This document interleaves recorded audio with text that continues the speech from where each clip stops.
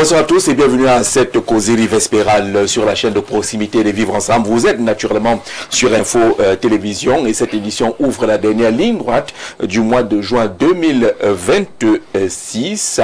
Il faut dire justement que c'est pratiquement une semaine jour pour jour que se tient cette émission. Une semaine après le déclenchement de cette affaire de vrai ou faux décret portant nomination d'un vice-président de la République ou d'un gouvernement déposé à la CRTV et puis stoppé par la CRTV. Le débat en cours depuis pratiquement une semaine où tout a pratiquement été lu, vu, entendu sur les plateaux de télévision, mais pas une seule réaction officielle venant d'Etoudi ou du gouvernement. Le gouvernement a-t-il considéré qu'il s'agit tout simplement d'un fait divers, d'une farce, tout simplement, qui ne mérite pas une sortie, alors que des choses bien graves ont été dites, où d'aucuns sont aujourd'hui convaincus de ce qui avait véritablement un décret qui aurait été bloqué dans le cadre d'une guerre des réseaux. Mais comment comprendre ce mutisme d'Etoudi?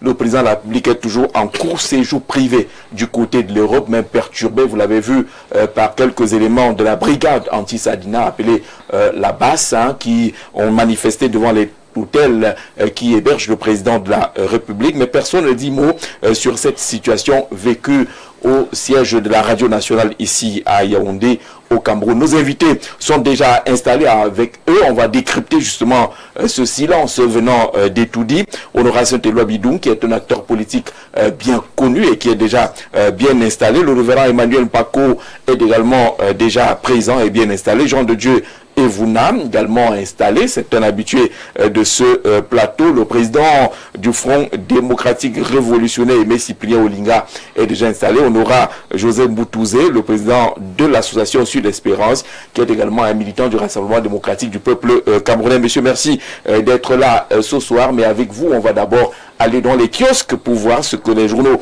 nous ont proposé depuis ce matin, et chacun aura à réagir relativement à un sujet, à une qui aura retenu particulièrement son attention. Le tour des kiosques, c'est avec Romaric Noifeu. Bonsoir Romaric. Bonsoir Jean-Jacques Zé. Bonsoir également à votre panel, richement constitué cet après-midi dans le cadre de la première parution du Grand Soir sur Info Télévision. Merci de m'accueillir encore et bonsoir à l'ensemble des téléspectateurs. C'est une revue de presse et un programme qu'on dédie au magistrat Batoum du côté de Berthoud. Il célébrait samedi dernier ses 33 ans de mariage. On était à Berthoud avec Parfait ici et les autres. On a quand même partagé quelques bons vins du côté de Berthoud avec le magistrat Batoum. On souhaite encore au couple Batoum joyeux anniversaire de mariage. 33 ans de mariage déjà, que ça dure. Allons dans les kiosques. Nous sommes dans les kiosques, même si vous nous faites saliver un tout petit peu, Jean-Jacques. Nous sommes tant pis pour vous. Quotidien. Il n'y a pas de provision. Matin, une justement qui présente ici le projet Gazier Yoyo Yolanda avec le professeur Fucalistus Dientry qui salue dans l'implémentation de Bakayuk ici au Cameroun. Il s'agit donc ici d'une attractivité et même d'une souveraineté énergétique décryptée par la rédaction centrale du quotidien Info Matin en page 3. Le gouvernement qui réaffirme dans sa stratégie d'ouverture aux investissements directs étrangers dans le secteur extractif. Le mythe dont le professeur Fucalistus Dientry a salué l'implémentation de Bakayuk au Cameroun dans le cadre du projet Gazier Yoyo Yolanda. Il est question ici de mobiliser l'expertise technologique étrangère pour optimiser les opérations d'exploration et surtout accélérer la valorisation des ressources gazières nationales conformément donc aux objectifs visés par la stratégie nationale de développement dont le cap est fixé pour 2030. Pour 2030, effectivement. Et puis la riposte dans son édition spéciale épouse cette actualité. L'État qui veut donc renforcer ici le contrôle sur le secteur productif. Il s'agit donc du mythe par intérim. Le professeur Fucalistus Dientry en visite du côté de Douala dans la capitale économique qui a donc imposé les normes et la légalité. Fin des whisky en sachet en 2026. L'enjeu ici est bien clair, Jean-Jacques. Il faut restructurer de manière industrielle et moderne justement le tissu en ligne avec la SND 30, avec donc à l'appui l'arrivée de locomotives pour Kamalco et le projet bauxite de Minime Martap. Il faut parcourir les kiosques pour avoir la pertinence de cette actualité, telle que nous la présente l'édition spéciale de la riposte de Maxime Yamben dans sa parution de ce jour. Et puis le tri-hebdomadaire La Météo dans son numéro 1836 parle donc de l'accélération de la politique d'import-substitution. Il s'agit donc ici pour le mine-commerce Luc Magoulam Barga à Tangana qui inaugure l'usine Denki de Meta Invest SA du côté de Badenkop avec avec donc le ministre de l'Agriculture et du Développement rural, Gabriel Bayrobé, la promotion de la transformation locale des produits agroalimentaires, portée donc par cette initiative privée camerounaise, la page 3 du tri-hebdomadaire La Météo. On dit d'ailleurs, long sur la question en kiosque, la nouvelle aussi parle de l'eau potable, la tête de l'eau. C'est le titre choisi justement en grande une de ce journal dans sa parution. Il présente ici l'urgence des services sociaux de base dans la capitale. Yaoundé confronté donc à la problématique de l'eau potable. La pression sur l'exécutif en matière d'accès aux infrastructures essentielles est donc au cœur des attentes des citoyens. Et la nouvelle de Jacques Blaise vient en dit justement long sur la question. De l'autre côté, Jean-Jacques, on parle de gouvernance. Le journal qui revient ici présenter l'État et met d'ailleurs l'État en phase opérationnelle sur les questions hydrauliques urbaines. La Camboita qui lance dans les travaux de reconfiguration du réseau d'eau de Yaoundé. L'objectif visé ici est donc de produire 480 000 mètres cubes d'eau par jour, 30 000 branchements. Il est question ici de penser à une modernisation des infrastructures pour garantir la sécurité hydrique et surtout mettre fin au rationnement. Georges Alain Boyomo est en kiosque avec mutation et présente justement l'assainissement des finances publiques et la rigueur budgétaire. Le titre choisi donc par la rédaction centrale de ce journal, c'est l'opération A-Alpha, poussée de rivière. Et la page 7 justement traite avec beaucoup d'extérité cette information en nous présentant ici la rationalisation de la solde de l'État et qui veut donc lutter contre les manœuvres dans la logique de bonne gouvernance. Et puis le quotidien gouvernemental Cameroun Tribune, dans sa parution de ce jour, parle justement de cette entrée en phase parlementaire de l'exécution budgétaire. Le conseil de cabinet valide dans le document de programmation budgétaire et même économique de 2027, orientation des politiques publiques en ligne avec la SND 30 en prélude au débat sur le budget donc de l'État. Guiba et Gatama nous conduit donc du côté de l'extrême nord à travers l'œil du Sahel avec un titre aussi choquant, 5 morts dans une vague d'attaques de Boko Haram. Il s'agit donc de la dégradation de la situation sécuritaire à la frontière. De l'autre côté, l'extrême nord qui enregistre 5 morts dans une nouvelle vague d'attaques de Boko Haram. Il est question aussi d'interroger sur la consolidation de l'autorité de l'État et surtout la résilience des populations dans la zone. Les nouvelles du pays également nous font comprendre que les nouvelles ne sont pas du tout bonnes avec la gouvernance publique. Ces dérives d'un État au service d'une poignée. Il s'agit donc du journal ici de critiquer la gouvernance publique et même du fonctionnement institutionnel. Il a choisi en tout cas dans sa parution de dénoncer les dérives d'un État au service d'une poignée en référence à l'affaire du PIL. Débat s'ouvre donc sur la redevabilité, la transparence et la captation du pouvoir par une élite. L'info à chaud a tiré un morceau choisi de Jean-Pierre Bokolo qui demande de convoquer la sagesse africaine dans l'affaire Méon Eto.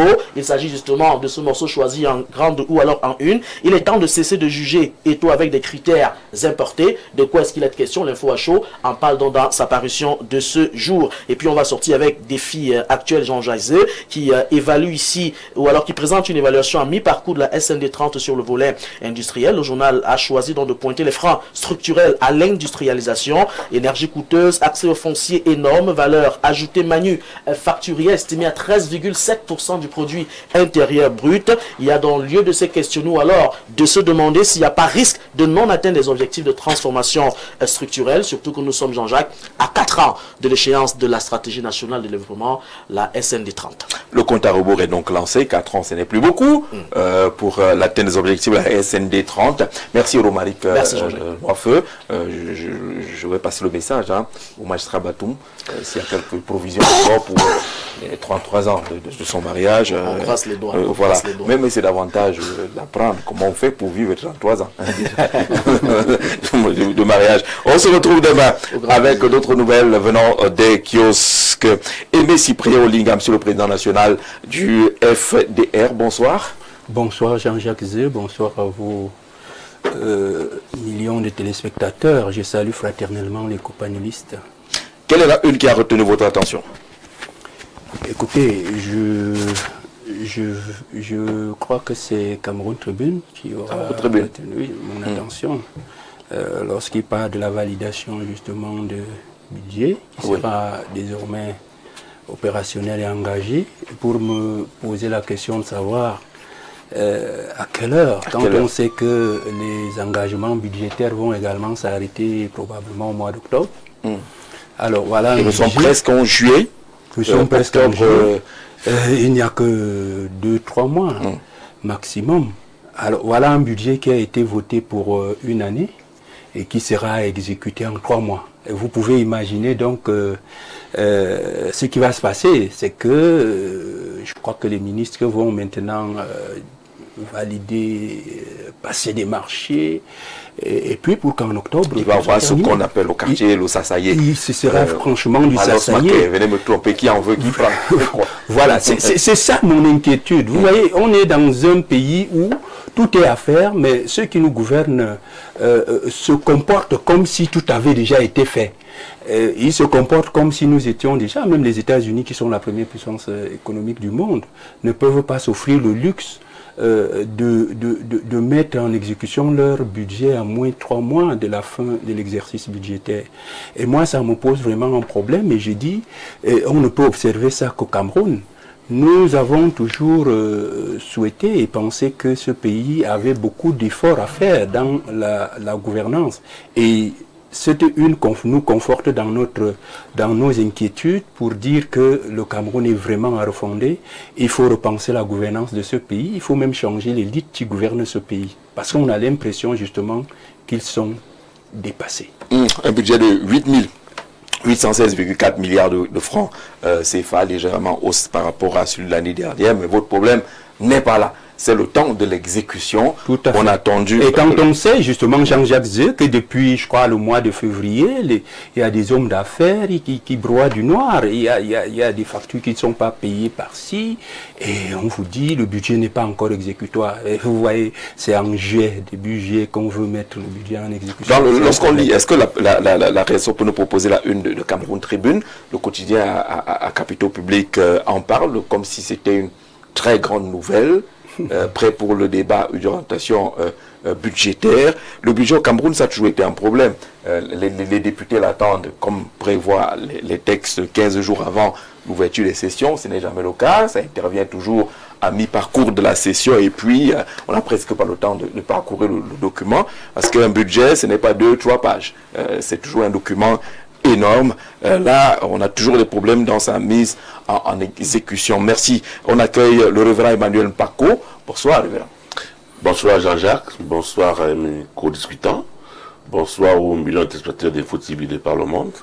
Est-ce que tu me permets une minute, je voudrais donc dire un bonsoir particulier à mes frères Bafoun des 3 arrondissements, Djombe, Penja, Lumombo, dans le Mungo, qui ont fêté ce samedi l'apparition de leur pagne communautaire. Nous savons, je l'ai souvent dit ici, que ce peuple est à réclamation de la reconnaissance officielle de son identité, parce que dans le fichier d'identification nationale, lorsque les enfants de ces 3 arrondissements vont faire leur CNI, on ne reconnaît pas le peuple Bafoun parmi les peuples qui sont des compositions sociologiques du Cameroun, et très souvent on leur donne des titres qui ne sont pas les leurs, on les demande d'identifier comme des ballons, ainsi de suite, comme les autres, tout ça, les mots, ainsi de suite. Le peuple s'appelle quoi? Bafoun. Les Bafoun. Ils sont à Mombo. Ils sont à Mombo. Oui. Ils sont à l'arrondissement de Djombe Penja. Ils sont à l'arrondissement de Lou. Ce sont eux les peuples autochtones de ces 3 arrondissements. Et dans la quête de la revalorisation de leur identité, de la reconnaissance officielle, parce que les documents, même du colonialisme, reconnaissent ce peuple.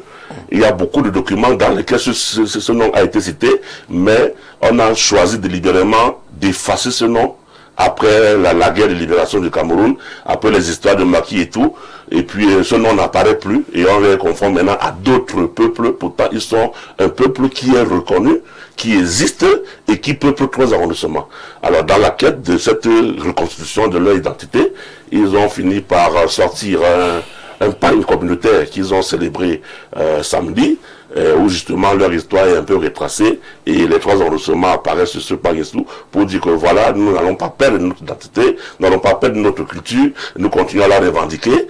Et le représentant du sous-préfet qui était présent leur a effectivement dit que le dossier est à bonne voie, et que le ministre de l'administration territoriale est déjà en train d'étudier la réintégration de leur identité dans ce fichier de l'identité. Ils vont étudier quoi? Ils vont étudier quoi? Bon, non, ce sont les termes que nous connaissons, mais du moins, le fait déjà de dire qu'on va réintégrer, c'est ce que le peuple demande. Ce peuple demande qu'à être réintégré. Pourquoi est-ce qu'on appelle les autres Bassa, on appelle les autres Douala, on appelle les autres Bamoun, mais eux, on leur demande de se faire identifier par un autre nom qui n'est pas le leur, alors qu'ils sont des Bafounes, et ils n'existent pas dans ce arrondissement.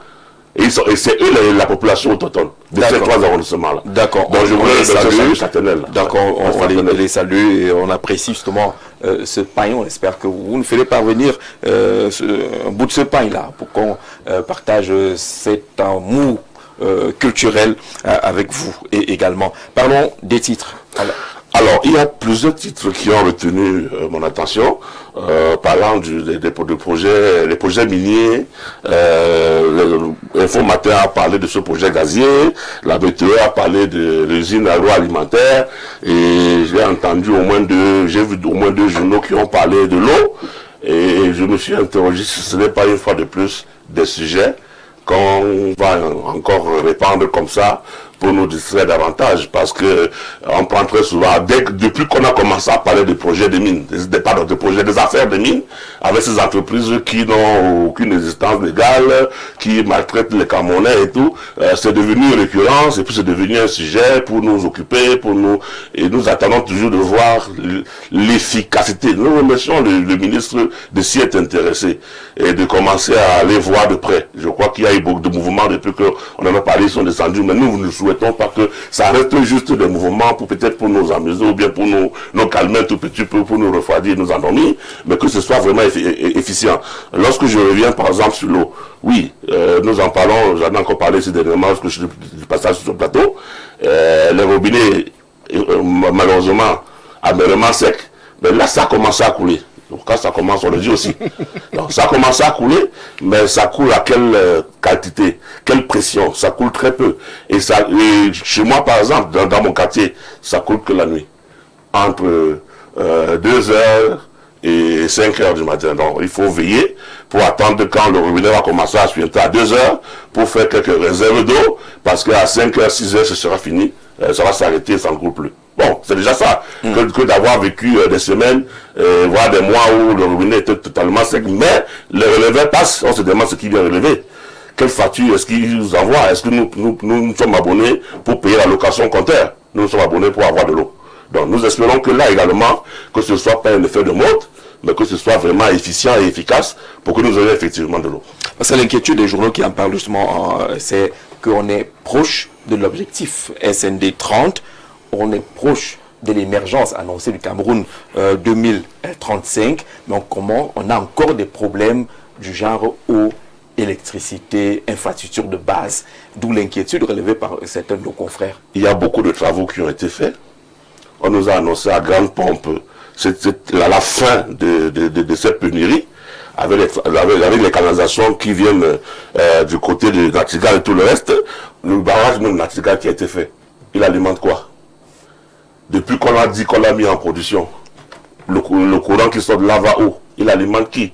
Comment avoir fait un barrage sans avoir pensé à la distribution, sans avoir pensé à la connexion de l'électricité qui est produite à ce barrage-là sur le réseau national? Il alimente qui? Donc il n'a apporté aucune solution jusqu'ici. Nous continuons d'attendre. D'accord. Merci d'être patient et d'attendre. Jean de Dieu Evouna, bonsoir. Bonsoir Jacques Zé, bonsoir aux co-discutants et bonsoir à vos millions de téléspectateurs un peu partout dans le monde. Allons-y, dans les kiosques. Oui, dans les kiosques, je dirais que tout est intéressant parce que tous les sujets sont liés. Alors commençons quelque part. Bon, commençons par le budget. Mais 7 mois après, on parle de quel budget? Bon, pendant les 6 mois, les 7 mois, là, le pays fonctionnait à quoi? Il faut déjà qu'ils nous disent, pendant de janvier à aujourd'hui, on fonctionnait, on vivait comment? Et le déficit là, que le peuple a subi là, le manque à gagner, qui le paye? Quand nous ne sommes qu'au débat, nous sommes au débat du budget. Et si nous nous souvenons que quand l'année est complète, nous sommes souvent à 57% de taux d'exécution. Je croyais que mon grand frère allait convoquer ça. Mais vous parlez de quelle exécution? Si en année complète, nous sommes à 55 à 60% de taux d'exécution. On a souvent des descentes sur le terrain, de ce que rien ne bouge et autres et tout. Mais là, supposons que cette semaine, ce sera validé, les 8000. Bon, on fait comment? Le taux d'exécution sera quoi à quel niveau, sera de combien, et le manque à gagner, qui le paye? Qui paye tous ces hommes d'affaires? Qui paye ces familles en souffrance? Est-ce que les députés pensent à ça? Que pendant 7 mois, le pays est en statu quo, que rien ne bouge, qu'un plat de nourriture qui coûtait 500 francs est à 1500, et que les familles sont en souffrance. Et pendant ce temps, la jeunesse est livrée au tombeau, aux fighters et autres. Il faut préciser que tombeau, c'est une marque. C'est une marque. Whisky en sachet. Le whisky en sachet. On a vu également que le ministre des Mines annonce une action forte. Comment? Pour lutter contre les whisky en sachet. Non, nous attendons le scellé. Il annonce, non. Ici, il s'agit de savoir que on a fermé telle entreprise, telle autre. Les annonces, nous n'en avons pas besoin. C'est-à-dire, si le ministre est descendu sur le terrain, c'est qu'on veut savoir que telle structure qui produisait Tombeau, telle autre qui produisait Fighters, telle autre qui produisait Lion d'Or, telle autre qui produit... Vous connaissez les marques, hein? C'est les marques. Le point, c'est que vous, le nom de ce whisky, il n'y a pas la peine. Il n'y a pas la peine. Il n'y a même pas la santé. Vous êtes à côté de moi. Je dois vous dire que je connais. Mais il faut faire des études. Il faut comprendre où est-ce que notre... Jean de Dieu, on a une quinzaine d'années de lutte déclarée contre le whisky en sachet. Le résultat est toujours là. Voilà. On le vend toujours. Merci. Donc justement, nous, tu parles de 15 ans, mais on fait encore des annonces aujourd'hui. Non, non, non, soyons sérieux. Et soyons sérieux. Se sont passés. Voilà, soyons sérieux. C'est une question d'urgence sanitaire. C'est une question d'urgence sanitaire. Une jeunesse qui est livrée à la drogue ne peut pas produire, même s'il y a des industries. Cher révérend. Où est la main d'œuvre? Allez au village, regardez les jeunes. Il se lève le matin au quartier. C'est-à-dire, tu prends la moto, le gars est sur la moto, il a Lion d'Or à la bouche. Là. Tu lui demandes, qu'est-ce qui ne va pas? Il est 6h, 7h. Pourquoi? Il dit, grand frère, si je ne prends pas ça, je ne conduis pas. Il est zoomé. Comment on dit au quartier? Et là, nous ne sommes qu'à des annonces. Non, chère autorité, l'heure n'est pas... On dit que l'affaire est trop compliquée. Il y a des connexions. On sait qui est importateur de cette affaire, on sait qui est derrière. Les qui ont donné des agréments. Le problème devient difficile. Il suffit de retirer les agréments. Il suffit de fermer les frontières, c'est-à-dire quoi? De la même manière qu'on arrête les gars qui vendent le banga au quartier. Chaque jour, on nous montre ça. Hein, qu'on a arrêté un sac de cannabis quelque part. Fermer aussi les frontières. Ça entre par le Nigeria. Retirer les agréments. Cette affaire de whisky en sachet. Et c'est que, je dis, ça tue. Oui, ça, on est d'accord là-dessus. Ça tue. Mais on a vu des ministres s'opposer sur la question. Un veut monter une initiative, l'autre dit ce n'est pas de ton domaine. Mais parce qu'il y a des accointances de trafic et de la mafia. Nous disons qu'on nous retire et qu'on balaie le marché de toutes ces choses. Laissez même l'eau. Comme... Faites couler l'eau. Nous, on ne veut même plus les histoires, même les sociétés. Donnez l'eau seulement, l'eau du robinet, ça nous suffit. D'accord. C'était Mabidoum, bonsoir. Bonsoir, Jean-Jacques. Alors, on va dans les kiosques. Quel est le titre qui a retenu votre attention? Il n'y a pas ton éditorial parmi ces titres-là, mais allons-y. Il y a l'eau. Il y a l'eau. Et il y a le whisky en sachet. Vous savez qui Vous les mélangez les deux? Vous savez qui est le plus riche au Cameroun? Non, dites-nous. C'est celui qui fabrique le whisky en sachet. Qui est le plus riche. Parce qu'il n'est soumis à aucun contrôle, c'est ça? C'est lui le plus riche, comme Dangote au Nigeria. Mais il n'a pas de nom, celui-là. On ne le connaît pas. Hein? Vous le connaissez? Comment on peut ignorer le plus riche? On le connaît. Il est le plus riche. C'est qui? Il produit quoi? Il produit le whisky. Le tombeau. Il vend quoi, la mort? Et de toutes les façons, il côtoie tout le monde. Vous savez qui importait les whisky frelatés? Hein? C'était toujours un grand nom de la République et on savait que c'était frelaté. ceux qui fabriquent les alcools au quartier, les bières, et les bières que nous consommons en boîte, ils ont des noms, c'est des gens qu'on connaît. Donc, que les gens comprennent qu'on ne peut pas... Ça n'a rien à voir avec les frontières qui seraient ouvertes pour eux. Non, ça se passe ici. On les fabrique. Les whisky en sachet sont fabriqués ici, à Douala. Hein? Et le monsieur est multimilliardaire, il s'en vante. Et il côtoie, il vous dira qu'il paie ses impôts. Donc c'est ça qui est compliqué alors. Il faut qu'on comprenne qu'on est en train de décimer toute une république. Quand vous voyez le président du Gabon organiser des opérations coup de poing, comme hier à Libreville, c'est justement pour s'associer à cette lutte qui décime la République. Moi j'ai bien peur pour ce qui concerne l'eau, que ce soit encore une fois une mesure de sapeur-pompier. Quand on était dans les années 80 et quelque chose, on nous disait qu'il y aura l'eau pour tous à l'an 2000. Mais les gens ne savaient pas que l'an 2000 allait arriver. Et l'an 2000 est arrivé. Et là, il y avait les bonnes fontaines publiques. Hein. Vous avez juste besoin d'avoir votre tuyau. Quand vous greffez et puis vous avez de l'eau. On avait même les bonnes fontaines. Et on a même vite fait de les fermer. L'eau pour tous à l'an 2000. Ça aurait été un slogan vain et stérile qui a entretenu des Camerounais dans la grande illusion des grandes ambitions qui se sont transformées aujourd'hui en grandes désillusions. Ça fait donc que ceux qui ont en charge le traitement de l'eau aujourd'hui pensent qu'il faille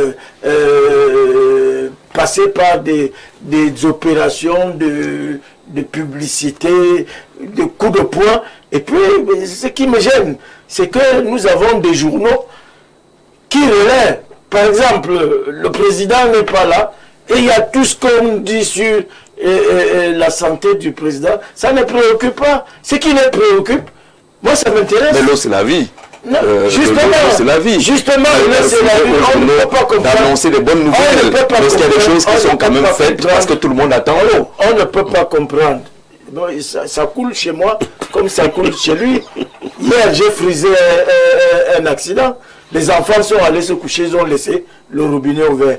Heureusement, à minuit, j'étais éveillé.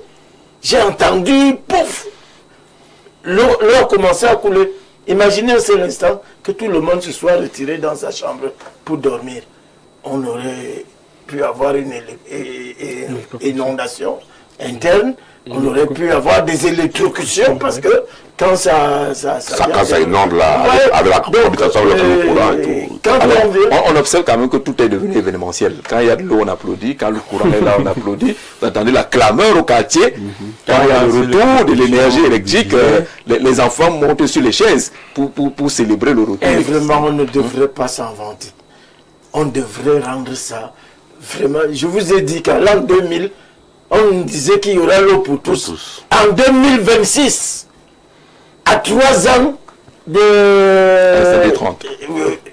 SD30, on cherche encore le budget dans un pays qui a les 98% de noms de cours d'eau, les départements, les noms de cours d'eau.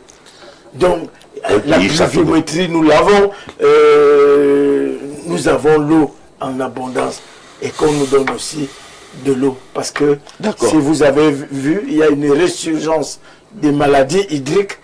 Beaucoup de gens meurent aujourd'hui à cause de la fièvre typhoïde. D'accord, mais on est d'accord. Il y a également qu'il faut appeler ces gens, ceux qui optent pour les forages, à savoir qu'on les traite aussi. On traite aussi l'eau des forages. Parce que beaucoup accrochent les histoires là et puis l'eau coule et puis personne ne s'occupe du traitement.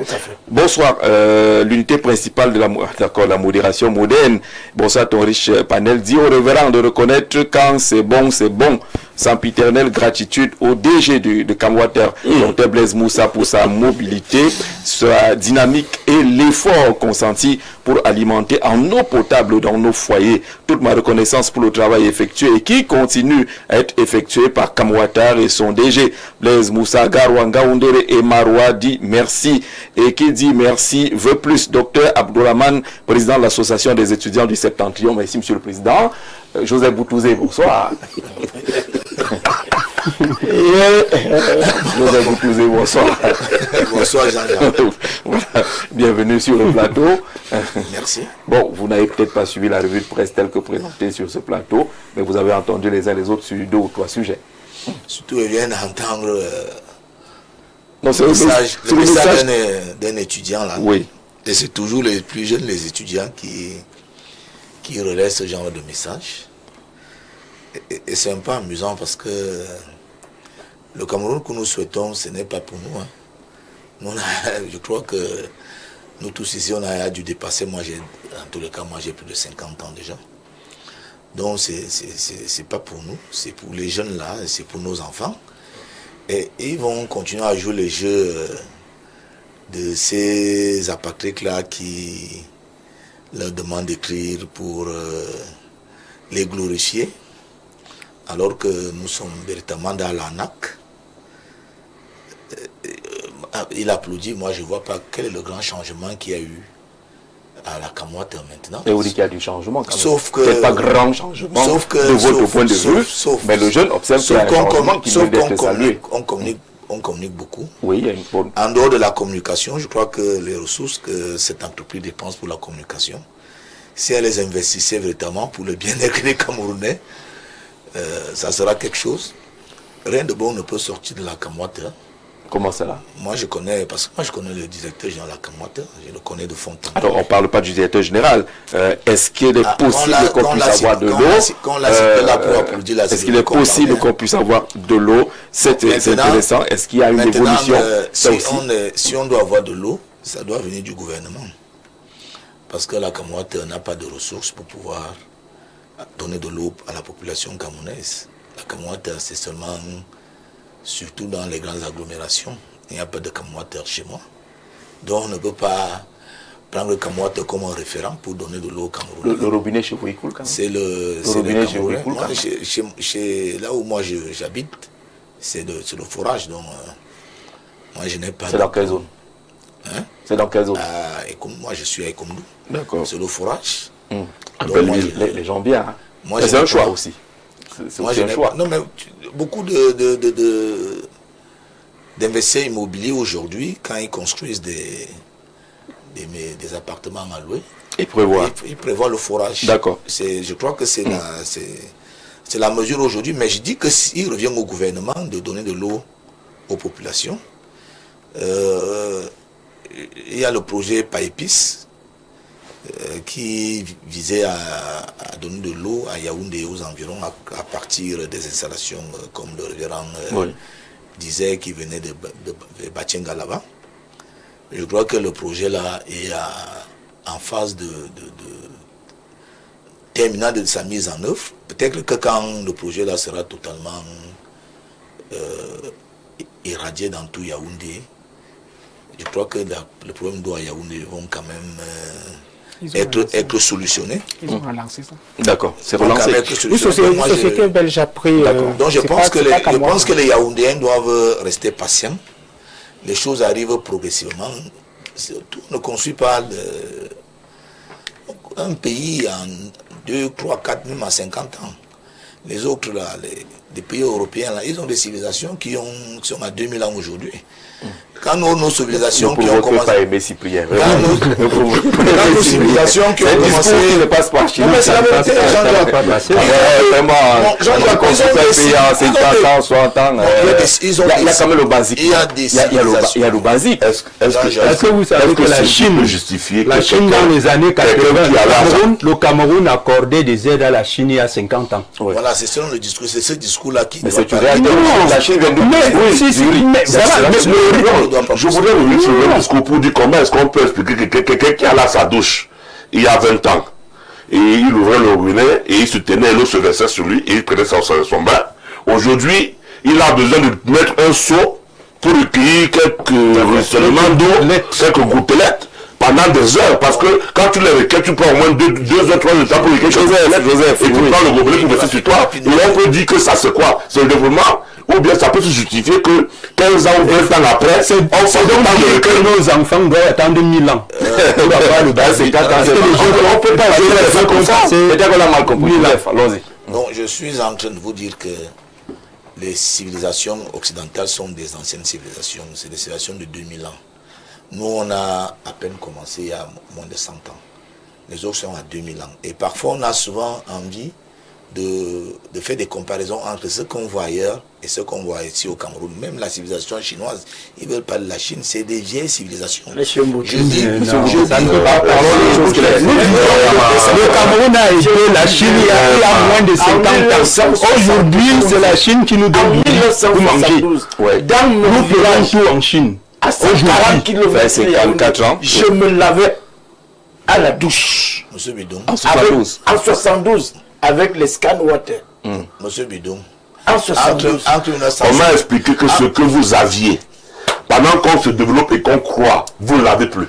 C'est Joseph qui a la parole. Écoutez, je ne suis pas en train de faire l'avocat du diable, j'essaie seulement d'être objectif. Mais c'est tout comme. Vous comprenez.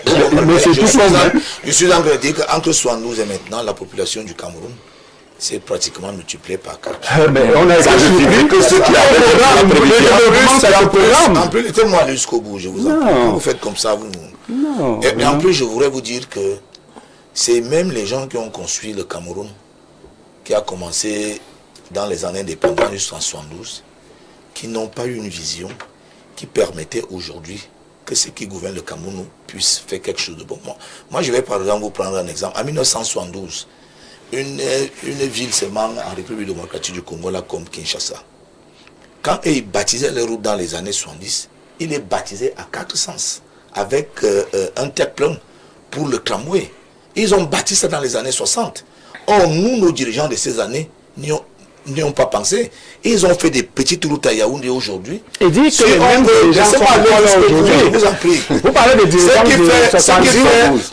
C'est les mêmes dirigeants dont vous parlez.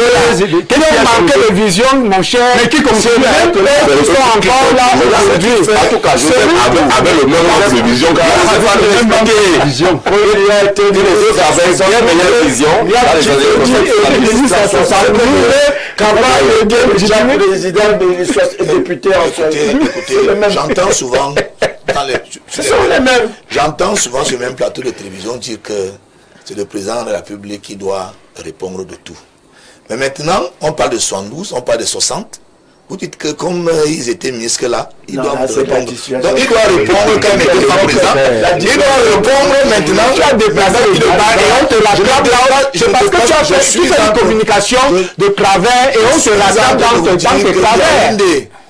Yaoundé a été conçu de manière à ce que si on veut augmenter les voies, si on veut mettre le tramway, si on veut mettre un métro, il n'y a pas possibilité, il faudra tout détruire. Et je dis que ce Cameroun qui a été construit dans les années 60, ça a été fait par des gens qui n'avaient pas une grande vision. En l'occurrence, l'ancien secrétaire général de la présidence de la République souvent. Les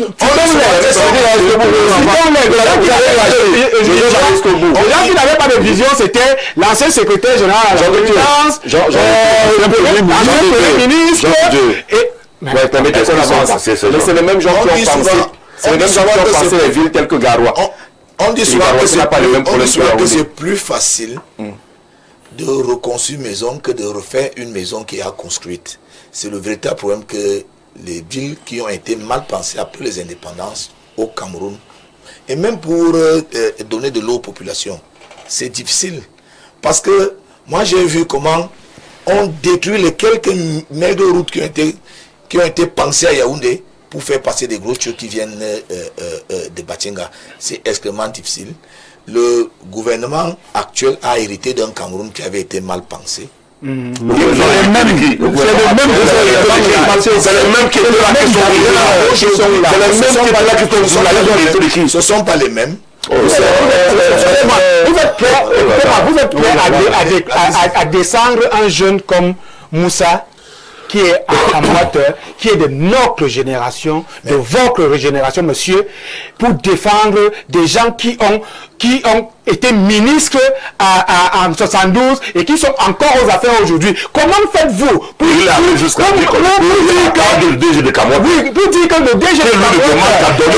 notre génération, nous descend, franchement, vous heurtez ce genre de communication.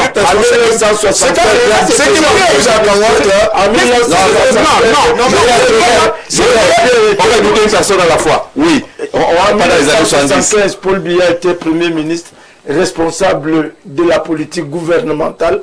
Monsieur Nyamdi Fendi était ministre à l'époque. Hele Pierre était ministre à l'époque. Amadouda était ministre à l'époque. Amadou Mustafa était ministre à l'époque. Bové Bouba était ministre à l'époque.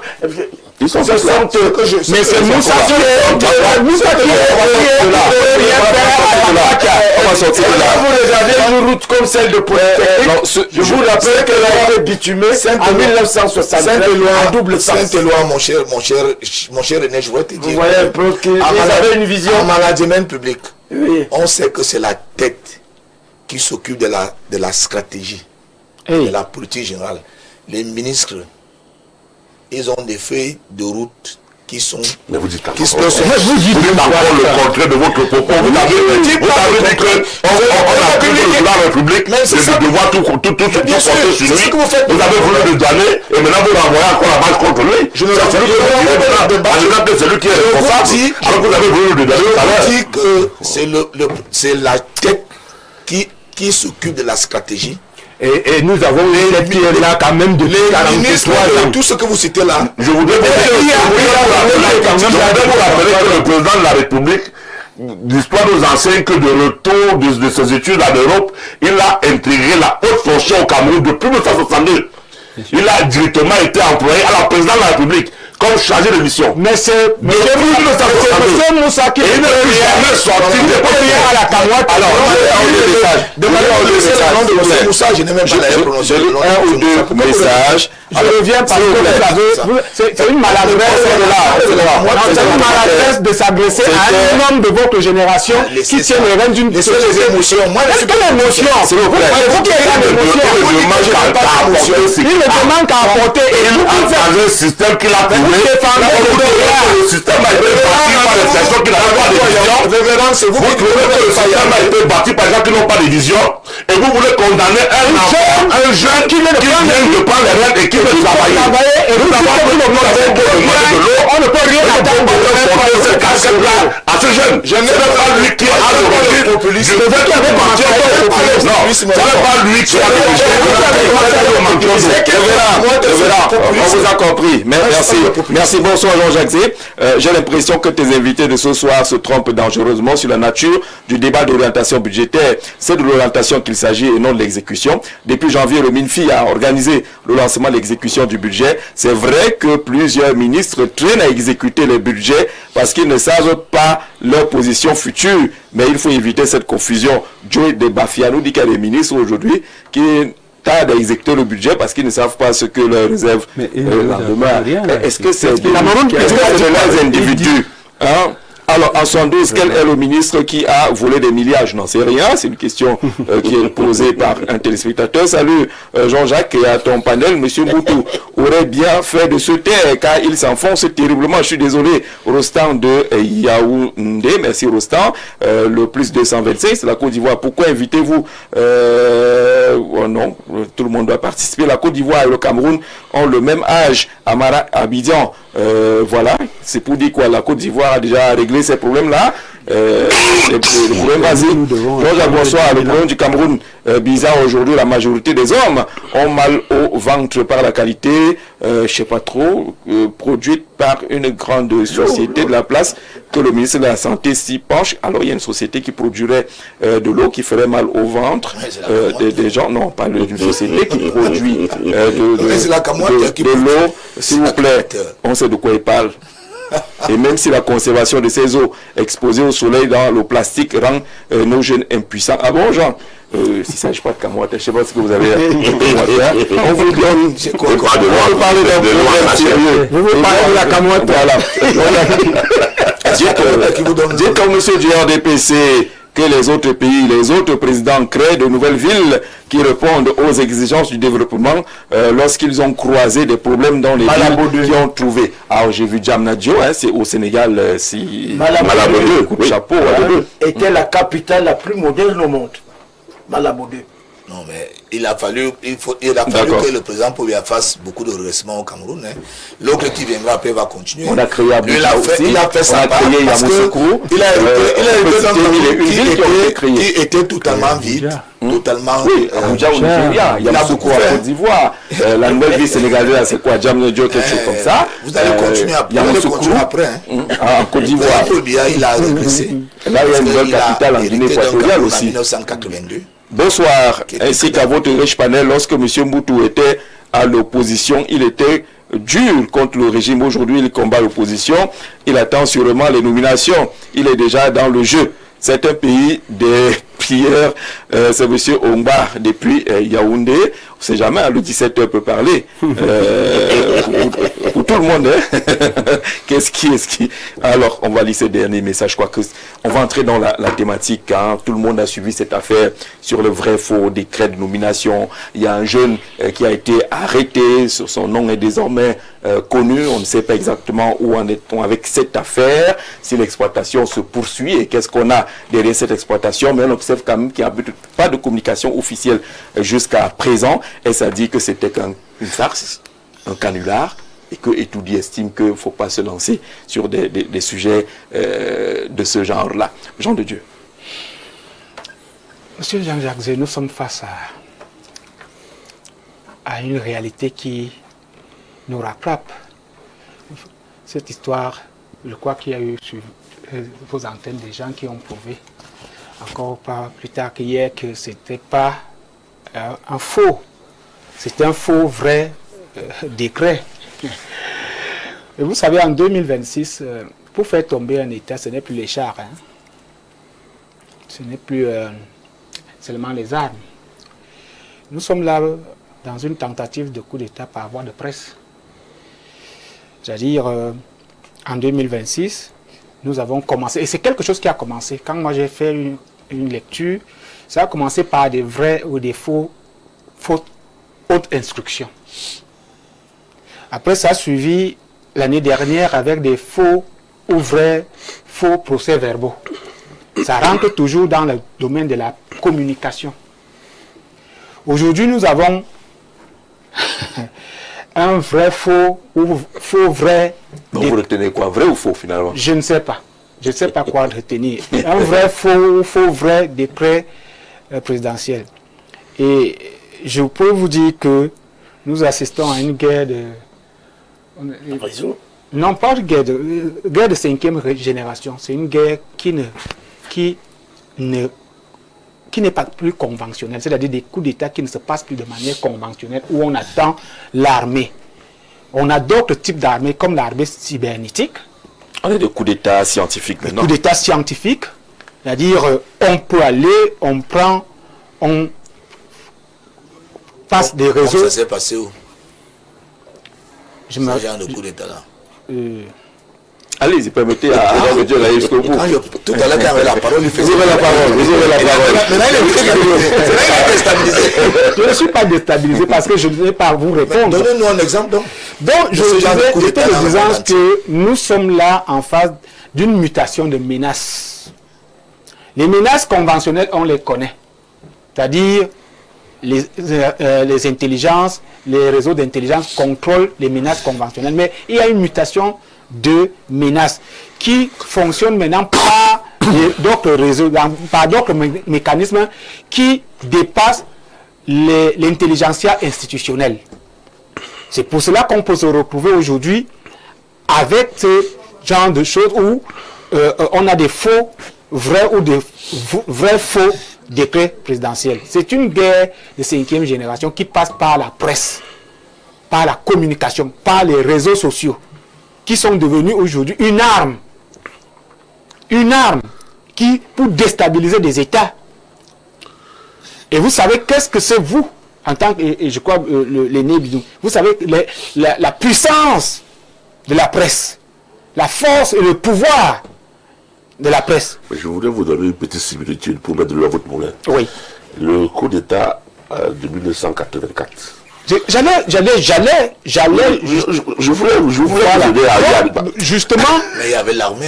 Écoutez, vous posez la question. Le coup d'État de 1984. Il n'a pas prospéré définitivement. Pourquoi? Une fois de plus, parce qu'au niveau de la communication, l'histoire nous renseigne que le message qui avait été préparé n'a pas été diffusé. Le message aurait été diffusé sur l'ensemble du territoire national, que les faits auraient été actés. Voilà. Aujourd'hui, on n'a plus besoin forcément de armes et des chars. À l'an 84, il y avait des armes et des chars. Mais les choses ont évolué. Et nous sommes là. Et le but, c'est quoi? Le but, c'est de fragiliser justement l'armée. De fragiliser les institutions. De créer la confusion au milieu du peuple. Et je peux vous dire que la conscience collective, par cette action, est entamée. Parce qu'il ne faut pas penser que ça n'a pas réussi parce que ça n'a pas été lu. Mais au niveau, il faut bien questionner s'il n'était pas conscient. Quel était l'objectif? Parce que, est-ce qu'il n'était pas conscient que ça n'aboutira pas, mais qu'il faut entamer le service d'intelligence, créer de la confusion au niveau de l'administration, entamer la conscience collective, douter des institutions.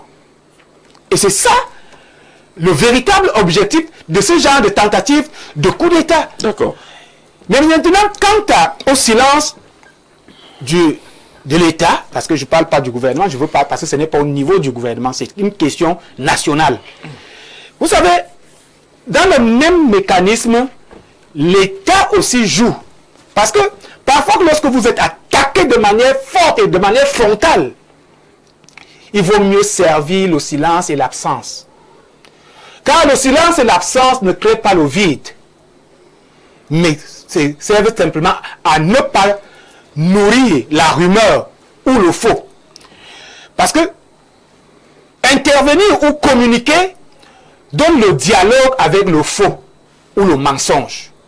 Dès lors que vous vous mettez sur le même piédestal que le faux ou le dialogue, ça, j'analyse ainsi en fonction en me disant c'est peut-être une stratégie, je ne dis pas que c'est ça forcément, c'est peut-être une stratégie de l'État de laisser courir la rumeur et de qu'elle meurt par le vent qui pourra l'emporter hors vers les rives du Vouri ou de l'océan Atlantique, afin que, au regard de ce que le budget n'est pas encore là, parce que jusqu'à présent, moi je ne suis pas au courant qu'il y a le budget, et qu'il y a des tensions sociales, et on a des problèmes de communautés qui se heurtent. Voilà encore le révérend qui était là en train de parler que sa communauté n'est pas reconnue.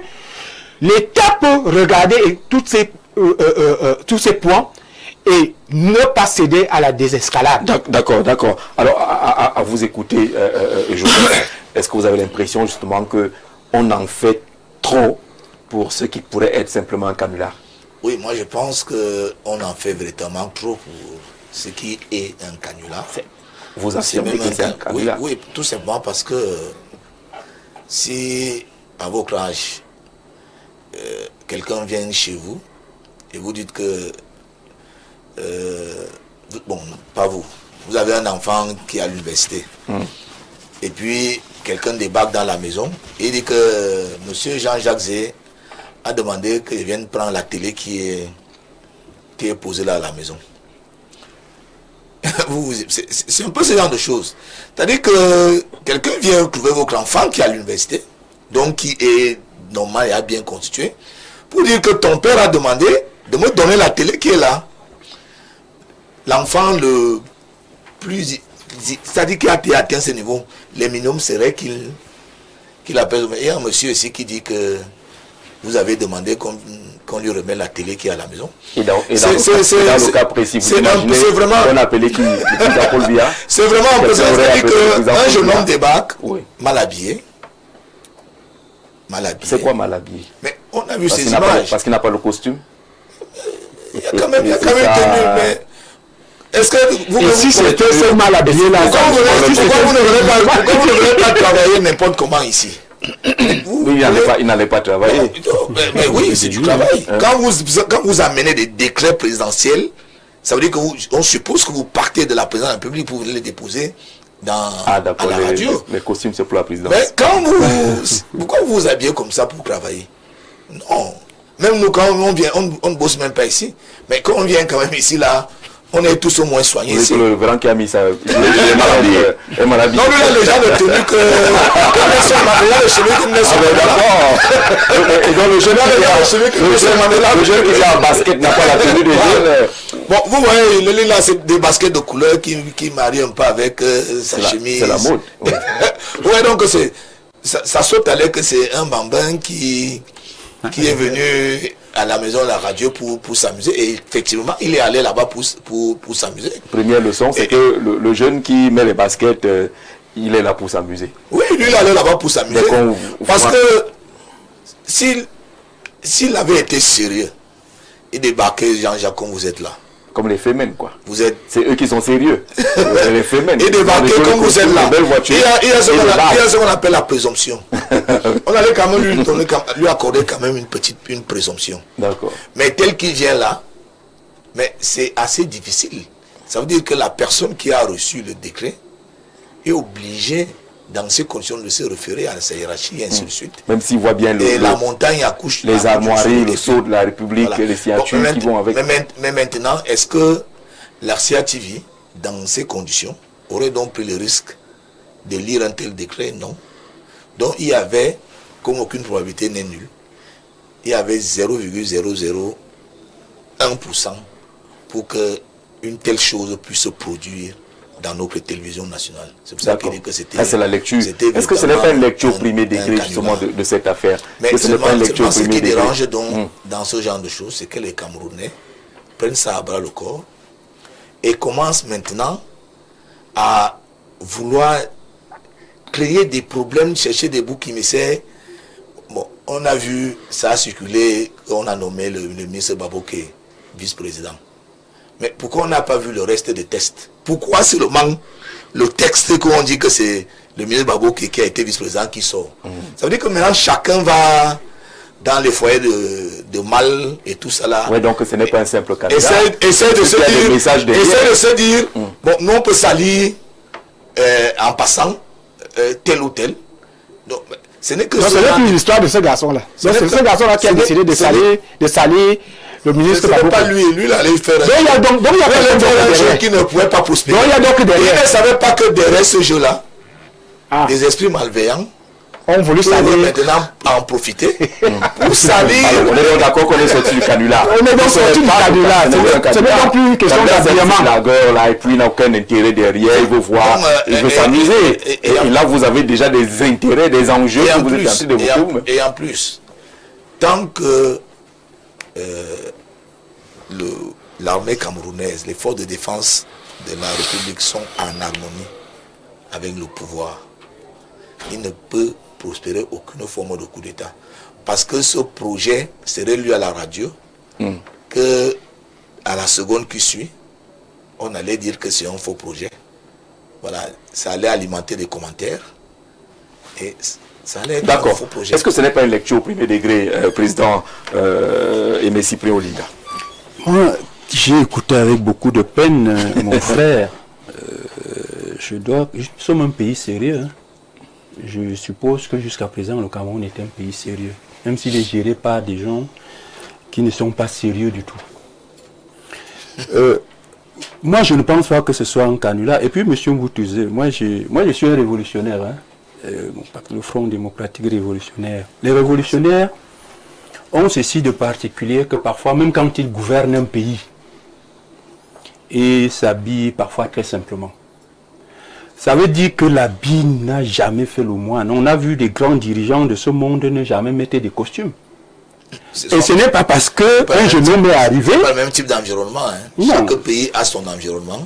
Donc le Cameroun est sur la planète Mars. Le Cameroun, c'est un pays de la planète Mars, selon vous. Au Cameroun, quand vous sortez la présence avec un dossier important, vous ne pouvez pas débarquer en chemise de mauvaise qualité. Je voudrais dire que aller à la maison de la radio, même en costume comme ça, même en costume là, vous êtes allé à la maison de la radio, traverser l'entrée, les policiers, la sécurité, toutes les barrières, c'est-à-dire vous dépassez le service du courrier, vous arrivez jusqu'au cadre. Vous, même en costume là, vous pouvez le faire. Mais bien sûr. Oh. Si je suis porteur d'un courrier confidentiel. Moi je dis donc, nous sommes un pays sérieux, et je dis que ce qui a failli se passer était, à mon avis, un coup d'état civil. Un coup d'état civil, et on ne peut pas minorer cela, on ne peut pas passer ça en perte ses profits pour dire que c'était un canular. Ça n'a rien d'un canular. D'abord, j'ai écouté beaucoup d'experts qui ont apprécié. D'ailleurs, moi-même j'ai lu les deux décrets, hein. J'ai lu surtout sur les réseaux sociaux. Il y avait les deux noms. Un nom que vous avez soulevé tout à l'heure et un autre nom bizarre qui était probablement celui du porteur du message. Et quand vous lisez les deux décrets, vous sentez qu'il y a du vrai dans ces deux documents. Ah, les deux à la fois? Non, il y a du vrai et que l'autre a simplement été falsifié par la suite. Oui. Parce que l'affaire n'a pas abouti. Moi, j'ai l'impression qu'on a voulu faire porter à ces jeunes garçons, à ces jeunes messieurs, et qui a été utilisé justement dans des batailles qui sont en train de se faire au sommet de l'État. Il a été utilisé comme fusible. Et je pense qu'il a été naïf. D'ailleurs, quand on vous donne c'est quelqu'un qui a fait l'école des mines, qui serait un cadre contractuel d'administration. Mais vous comprenez que c'est quelqu'un qu'on a simplement voulu utiliser en se protégeant. Si ça passe, c'est bon. Si ça ne passe pas, alors on le jette en pâture. J'ai l'impression. Quand vous regardez le document avec les experts qui ont fait la haute administration et qui vous disent, d'ailleurs moi j'ai vu les différentes annotations qui se trouvent sur le décret. C'est un véritable décret, monsieur. À cause des annotations? Le numéro d'or. Le numéro d'or. Tout le monde vous dit que le dernier décret signé par le chef de l'État, c'était le 202. Et que ce document portait le numéro 203. Mais qui, en dehors de ceux qui conçoivent les décrets, dans les cercles très fermés du pouvoir, peut vous sortir des tels numéros? C'est pas un gamin du quartier comme vous tentez de... Tout le monde dit, donc tout le monde sait que c'est le 202 et que la suite doit être le 203. Non, j'ai dit pour ma part, M. Mboutsuzé, je vous ai écouté, parce que vous voulez nous traîner un peu, nous perdre du temps. Nous disons qu'il faut être sérieux. Si le pays vous dépasse déjà à gérer, vous du RDPC, libérez le plancher simplement. Parce que vous mettez le Cameroun en insécurité. Nous sommes là dans une insécurité institutionnelle. Nous sommes même dans une insécurité politique. Nous sommes dans l'insécurité au sens propre comme au sens figuré. Et nous ne pouvons pas accepter ça. Que vous nous meniez en bateau et pendant que l'heure est grave. L'heure est même très grave. Monsieur Mboutouzé. J'ai l'impression qu'à la présidence, on ne pense pas que l'heure soit grave. Hein. Mais il n'y a pas de réaction officielle jusqu'à présent. Une fois encore. Le président de la République a dit un jour qu'il ne commente pas les commentaires. Moi, c'est lui qui l'a dit. Mais il ne me semble pas que nous soyons face à des commentaires. Nous sommes face à une menace pour la sécurité nationale. Nous sommes face à une menace de déstabilisation de notre pays et vous nous parlez de commentaires. D'où que viennent chercher les commentaires? Vous dites que si ce document avait été lu, mais monsieur Mboutouzé, je n'ai pas la même lecture que vous. Si ce document avait été lu, l'assurance que vous avez là, moi je ne l'ai pas. Peut-être que je ne suis pas très intelligent et que vous l'êtes, mais je dis que cette assurance que vous affichez, si ce document avait été lu, nous n'en serions pas là où nous sommes. Parce que de deux choses l'une, soit le président allait assumer, il n'allait pas venir dire c'est pas moi qui ai signé un tel document, parce que ça allait davantage créer l'incertitude. Ça allait davantage créer l'incertitude, que nous sommes dans une insécurité institutionnelle qui fait que même le président de la République peut venir démentir un document qui portait les sceaux de la République et sa signature. Je dis pour ma part qu'il faut qu'on soit sérieux, le gouvernement doit communiquer. Le gouvernement a intérêt à clarifier cette situation. Et le président de la République, je suppose je crois et je souhaite qu'il rentre le plus tôt possible au Cameroun pour nous sortir de cette gadoue. J'ai l'impression qu'autour du président de la République, une deuxième lecture que j'ai l'impression qu'autour du président de la République, les gens sont en train de se poser la même question que le peuple camerounais. Parce que ça fait quand même, si moi on parlait du budget tout à l'heure, le président a annoncé un certain nombre de grandes décisions le 31 décembre. Des réformes institutionnelles. Des réformes institutionnelles, un remaniement gouvernemental. Il est revenu le 10 février annoncer, dire que le remaniement tant attendu et qu'il n'allait même plus s'arrêter au niveau du remaniement, qu'il allait s'intéresser aux grandes entreprises d'État. Tout à fait. Il l'a dit. Mais juste à présent, rien n'y sort. D'ailleurs, en mars, quand nous avons vu la rapidité avec laquelle le projet de révision constitutionnelle instaurant le poste de vice-président ou le réinstaurant, mais nous avons pensé qu'on était là face à une dynamique nouvelle, qu'il voulait que dans les jours qui suivaient, qu'on ait un vice-président donc, qu'on ait un gouvernement, qu'on ait tous ces mouvements et qu'on engage justement, parce que ce gouvernement, me semble-t-il, et à mon sens, doit être un gouvernement donc de transition. C'est-à-dire ceux-là qui seront chargés des réformes dont a parlé le président dans son discours du 31 décembre. D'accord. Alors, si jusqu'à présent, je me dis que autour du président, les gens ont estimé qu'il faut passer à l'action. Il faut passer à l'action. Parce que, au moins pour sortir de l'immobilisme, et je souhaite donc que le président, lui, ne considère pas ces déclarations de M. Mboutouzé, qui pense qu'il n'y a rien, tout est calme, tout est mieux dans le meilleur des mondes possible, pendant que le pays est dans une insécurité institutionnelle qui ne dit pas son nom, et que justement, on est encore dans la phase d'observation. J'ai l'impression que bientôt ce sera probablement le Far West. On s'est limité au niveau d'un coup d'État sur le plan communicationnel. Qui vous dit que demain il ne prendra pas d'autres allures quand les gens sont en train de s'observer et on voit bien ce qui se passe. Nous voyons bien ce qui se passe. D'accord. Saint-Éloi Bidon, cela fait une semaine qu'on évoque cette question qui peut être considérée comme un canular. C'est Joseph qui le dit. Comme un coup d'État scientifique ou communicationnel par les autres. Mais on a l'impression qu'il y a un je m'en foutisme au sommet de l'État. Dites ce que vous voulez et puis le pays vit, le pays respire. Vous savez, monsieur Jean-Jacques Zir, vous avez sur votre plateau l'auteur de l'article « Coup d'État scientifique ». Oui. Le coup d'État scientifique, moi je le définis comme étant un complot ourdi contre les institutions, intellectuelles et intelligence associées, pour mettre en déroute avec des méthodes moteur sans effusion de sang, voilà, un gouvernement en déroute. Pour mettre un gouvernement en déroute. Voilà ce que j'appelle le coup d'État scientifique. Et quant au décret lui-même, vous savez, ce n'est pas la première fois qu'un décret arrive comme ça. Celui-là est arrivé entre les mains d'un individu. Je vous rappelle qu'on a lu un décret de remaniement ministériel dans ce pays, manuscrit.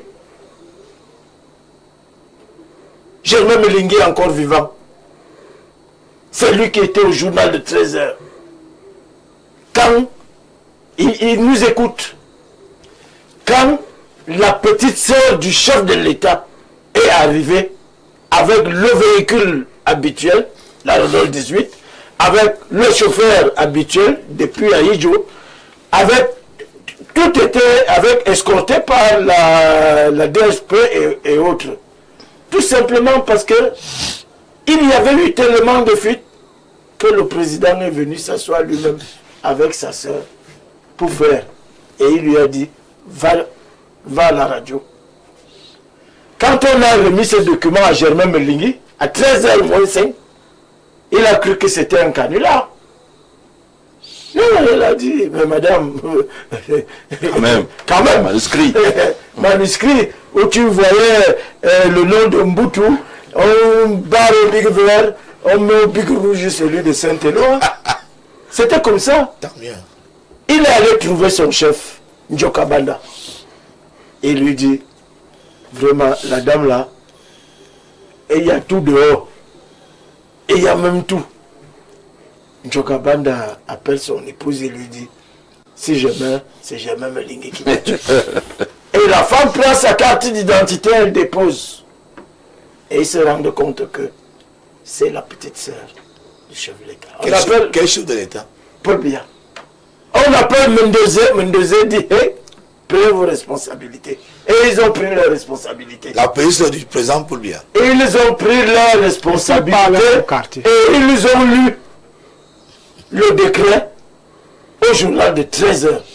Et elle a ramené les documents. Il a été formalisé lundi. Je vous dis que Germain Melingi vit encore. On aura le temps de vérifier avec Michel Njoka Banda. Ah, voilà. Donc, ça, ce n'est pas le modus operandi de la présidentielle. C'est très sérieux ce qui s'est passé. Très sérieux. Et je suis l'auteur de la tribune avant-hier qui fait la une dans les réseaux. Coup d'état conjugal. Où je démontre qu'un clan est suffisamment organisé et avancé pour prendre le pouvoir. Et ce clan, il est bien connu. Il est bien connu. J'indexe. C'est quel clan? J'accuse. Et c'est quel clan? Là, dans cet article-là, vous parlez du clan Nanga, voilà, qui serait face au clan Boulou. Oui. Vous avez vos arguments, il faut aller lire l'article. Allez lire l'article-là. Tout le monde devrait normalement s'attendre à ce type à ce coup d'État.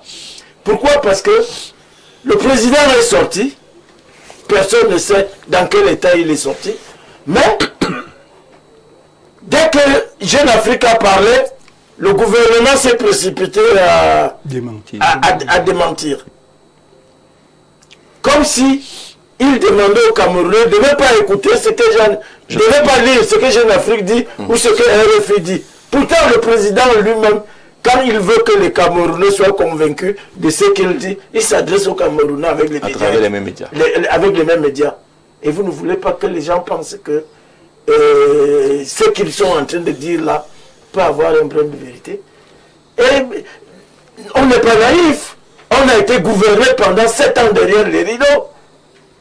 Pendant 7 ans, le président n'a posé aucun acte de souveraineté. Wow. Pourtant, le Cameroun était gouverné. Il y a des décisions qui se prenaient. Elles se prenaient où? Et vous refusez de croire que les gens aient pu construire ça depuis la création du poste de vice-président. Le sénateur Zengele s'est insurgé pour dire que c'est quoi cette précipitation-là pour créer. Qu'elle était suspecte. Cette précipitation. Et aujourd'hui, peut-être, ça donne raison à ceux qui pensent que le président n'est pas en état de pouvoir gouverner. Ça donne raison à cela. Alors, cette loi bidon, révérend, on parle quand même d'un acte prétendument signé par des hautes autorités de la présidence de la République. Ceux qui ont vu le décret vous disent que vraiment cette affaire-là elle est très sérieuse. Parce qu'on peut penser que c'est effectivement la signature du chef de l'État, mais que cela ne suscite pas une réaction du côté de la présidence, devrait quand même interroger. Est-ce que ce n'est pas ces clans-là qui sont en train de manœuvrer? Jean-Jacques, je crois que l'opinion publique avait déjà été préparée à ce qui est arrivé. Parce qu'à un moment donné, on nous avait diffusé sur les réseaux sociaux une information qui disait que au moment où on multipliait les faux gouvernements qui sont faits, un gouvernement aujourd'hui, un gouvernement demain et tout, on a diffusé une information qui disait que le chef de l'État désormais prend des dispositions particulières et il s'arrange à ne plus donner la liste de composition du gouvernement dans le même circuit connu de circuit habituel pour répondre à l'affaire. Et on nous a même fait croire qu'il confie déjà ça à des personnes qui ne sont pas soupçonnables et qui ne sont pas dans le circuit connu. Donc c'était déjà pour nous préparer à recevoir une information qui viendrait de quelqu'un qu'on va appeler un non-name, pour ne pas dire un gamin, comme dit M. Mboutou.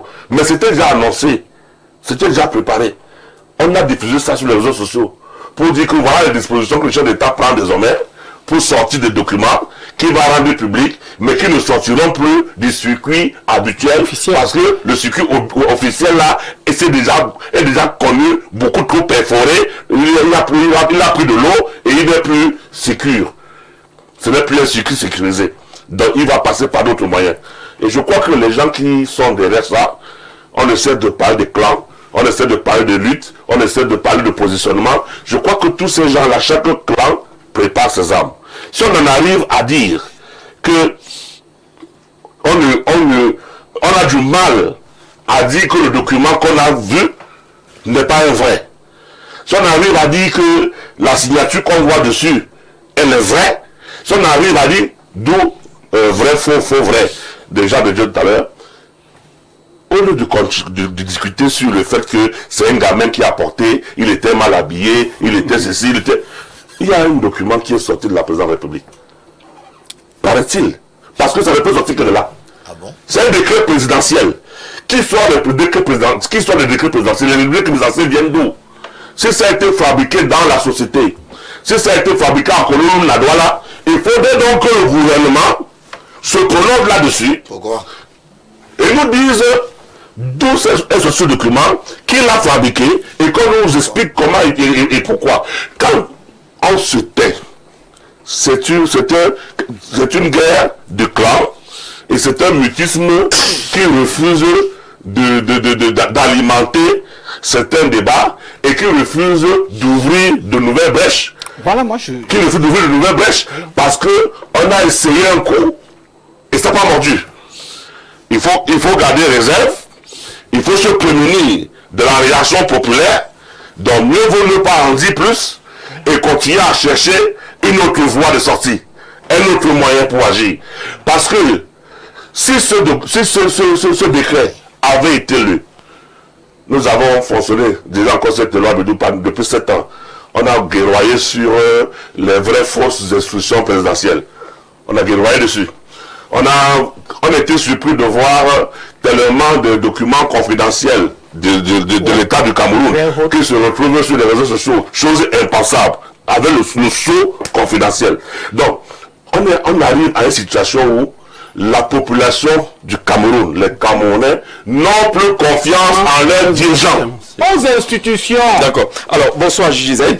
S'il te plaît, dis au jeune David Eboutou que le Cameroun a été victime d'un coup d'état scientifique en 82 par la tromperie française qui a envoyé Amadou Ahidjo en retraite au profit de Paul Biya, alors conseillé par la France à Ahidjo. C'est Bertrand Colmessin qui définit sa part de coup d'état scientifique.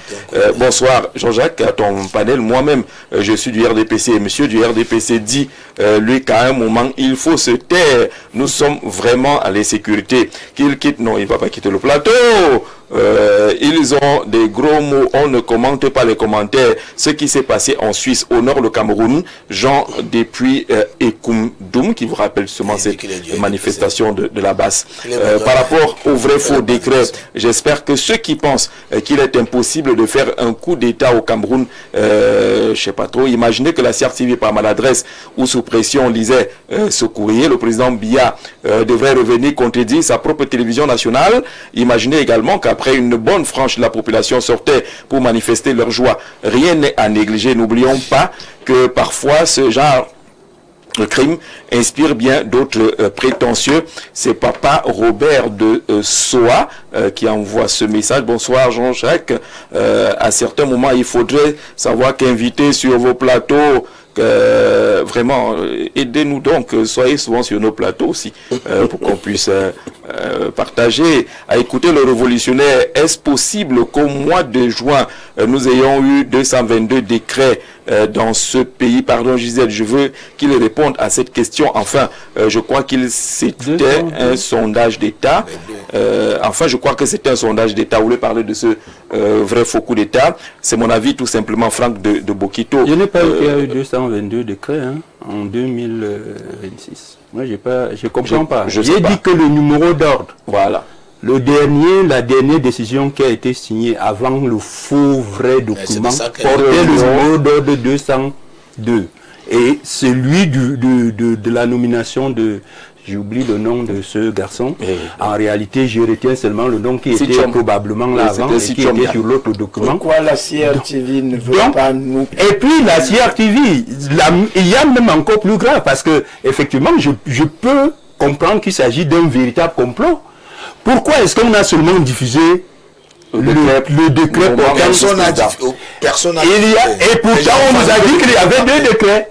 Qui était le premier ministre dans le deuxième? Qui était le ministre? Dès que je ne suis pas d'accord avec la façon de penser, ceux qui sont au quartier prouvent que... Donc on doit venir s'asseoir ici et penser de la même manière. Est-ce que vous pensez que c'est innocent que ne soit diffusé entre guillemets que sur l'importante nomination de Ozal Babo, alors qu'il y avait un autre gouvernement et vous voulez dire que c'est un jour on n'a pas dit de la CRTV, on ne parlons pas de la CRTV sur les réseaux sociaux. Vous dites sur les réseaux sociaux, c'est une diffusion. Attendons, bon, si c'est une diffusion, ça vient d'où? Puisque ça ne peut venir que soit de la personne qui a été arrêtée, soit de la CRTV. Donc, si vous dites que ça a été diffusé, ça veut dire que la CRTV a laissé vous avez vu un document, non? J'ai vu des faux documents circuler dans les réseaux sociaux. D'accord, pourquoi seulement ces faux-là qui circulent et pas l'autre faux qui portait formation d'un gouvernement? Mais ce faux-là a été créé spécialement pour peut-être créer du problème à un membre du gouvernement. Et protéger les autres. Et protéger celui qui a été nommé Premier ministre, par exemple, ailleurs. C'est ça? Alors, bonsoir. Très belle émission, sauf nos autorités n'ont plus aucune considération pour les Camerounais. Nous sommes devenus un pays de fake. Rien n'est plus vrai. Même le Cameroun vérifie bien son doigt. Et le seul moment où vous pouvez voir une réaction, c'est lorsqu'une presse étrangère parlera de l'âge ou de la santé du président. Un sujet aussi sérieux, monsieur du RDPC, vient nous dire qu'on ne commentait pas les commentaires. Voilà donc ce qui nous gouverne, Francis de Douala, qui n'accepte pas tout à fait de commenter les commentaires. Bonsoir, le gouvernement du samedi 18 juillet 1983 était manuscrit et a supprimé même le SGPR de l'époque, Sadou Daoudou. Donc le président Biya venait de se séparer après une matinée de travail. Il s'agit du remaniement qui précédait de quelques jours l'arrivée de Mitterrand au Cameroun. Pour corroborer, pour dire ce que vous étiez en train de dire tout à l'heure, un document manuscrit le 18 juillet 83. Merci pour la précision, c'est pour cela que l'émission elle est participative. Monsieur Jean-Jacques, courage à toi. Mon frère d'institut plane désormais sur le Cameroun. Nous attendons tous la suite de cette histoire car les Camerounais attendent impatiemment la réaction du porte-parole du gouvernement, Naboukou Octavien Patrick, depuis Batouri. Il y a donc cette attente-là qu'on ne peut pas ignorer. C'est pour cela qu'on demandait pourquoi est-ce qu'il y a ce mutisme qui peut amener les Camerounais à se sentir en insécurité. Oui, Jean de Dieu. Voyez-vous, nous venons d'analyser tous les paramètres. Nous partons d'une tentative de coup d'État scientifique ou coup d'État conjugal. Moi, je tiens compte... oui. Non, soyons sérieux. Il faut tenir compte des intelligences des aînés, des gens. Et si nous sommes donc dans un coup d'État conjugal, pourquoi l'État devrait communiquer? Vous savez, je le répète, les institutions sont mises en faux dans cette histoire. Le but n'était peut-être pas qu'il y ait un gouvernement. Le but, c'est cette confusion qui règne. À chaque Camerounais, si vous adressez une correspondance à un Camerounais aujourd'hui, et vous dites que c'est le ministre tel qu'il va signer, il peut dire non. Puisque les ministres ont ouvertement rejeté les hautes instructions. Écoutez, si un ministre, si un sous-préfet m'écrit et qu'il ne se présente pas, je peux dire non. Le but, ici, une partie de ce coup d'État conjugal a réussi. Ça produit quoi? Le doute, le manque de confiance face aux institutions. Lorsque le peuple n'a plus confiance aux institutions et ceux qui les incarnent, c'est une forme de déchéance de la structure étatique. Et c'est ce que nous sommes en train de vivre aujourd'hui. Du nord au sud, on ne fait plus confiance aux institutions. Le policier est même en danger, parce qu'il incarne une institution. Le citoyen lambda, on vous interpelle, vous êtes sûr que vous êtes policier. Voilà vous êtes sûr, si je sors d'ici un gendarme, je vais lui dire, tu es sûr que tu es gendarme.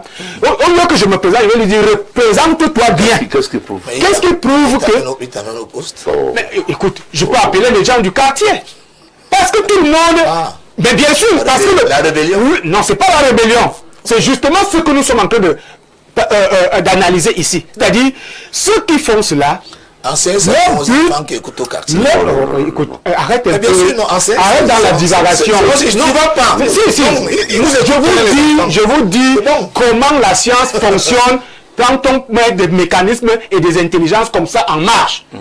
C'est de mettre en mal la confiance du peuple. C'est d'abord le peuple. Et la question est là, c'est d'abord ceux qui sont dans les zones reculées vous appellent. Vous demandez que vous dites même quoi à Yaoundé. À Yaoundé. Vous dites même quoi à Yaoundé. Avec eux, ils peuvent croire à tout qui est arrivé et puis commencent à prendre la direction du Congo. Du Congo et autres. Oui. Mais il est ici question, M. Moutou, d'analyser les faits et d'essayer de reconfigurer la structure de la confiance à nos institutions, monsieur. Nous ne sommes pas ici pour divaguer. Nous ne sommes pas ici pour dire comme commande les commentaires. Nous sommes ici pour prouver que le Cameroun peut encore être debout. Malgré les clans, malgré les coups d'état scientifiques et conjugaux, malgré les mécanismes qui sont mis en... Vous imaginez que dans un pays sérieux, les services de renseignement n'ont pas été au courant de ça? Vous savez ce que ça veut dire, M. Mboutou? Que les services de renseignement, qui doivent savoir où je dors, moi et vous, n'ont pas su que, comme vous l'avez décrit là, un gamin va entrer à la CRTV avec des décrets. Est-ce que vous savez que sur le plan de l'intelligence, écoutez, est-ce que vous savez que c'est gravissime de savoir que nos services de renseignement ont été battus en brèche? Alors, Jean de Dieu, Joseph veut réagir forcément.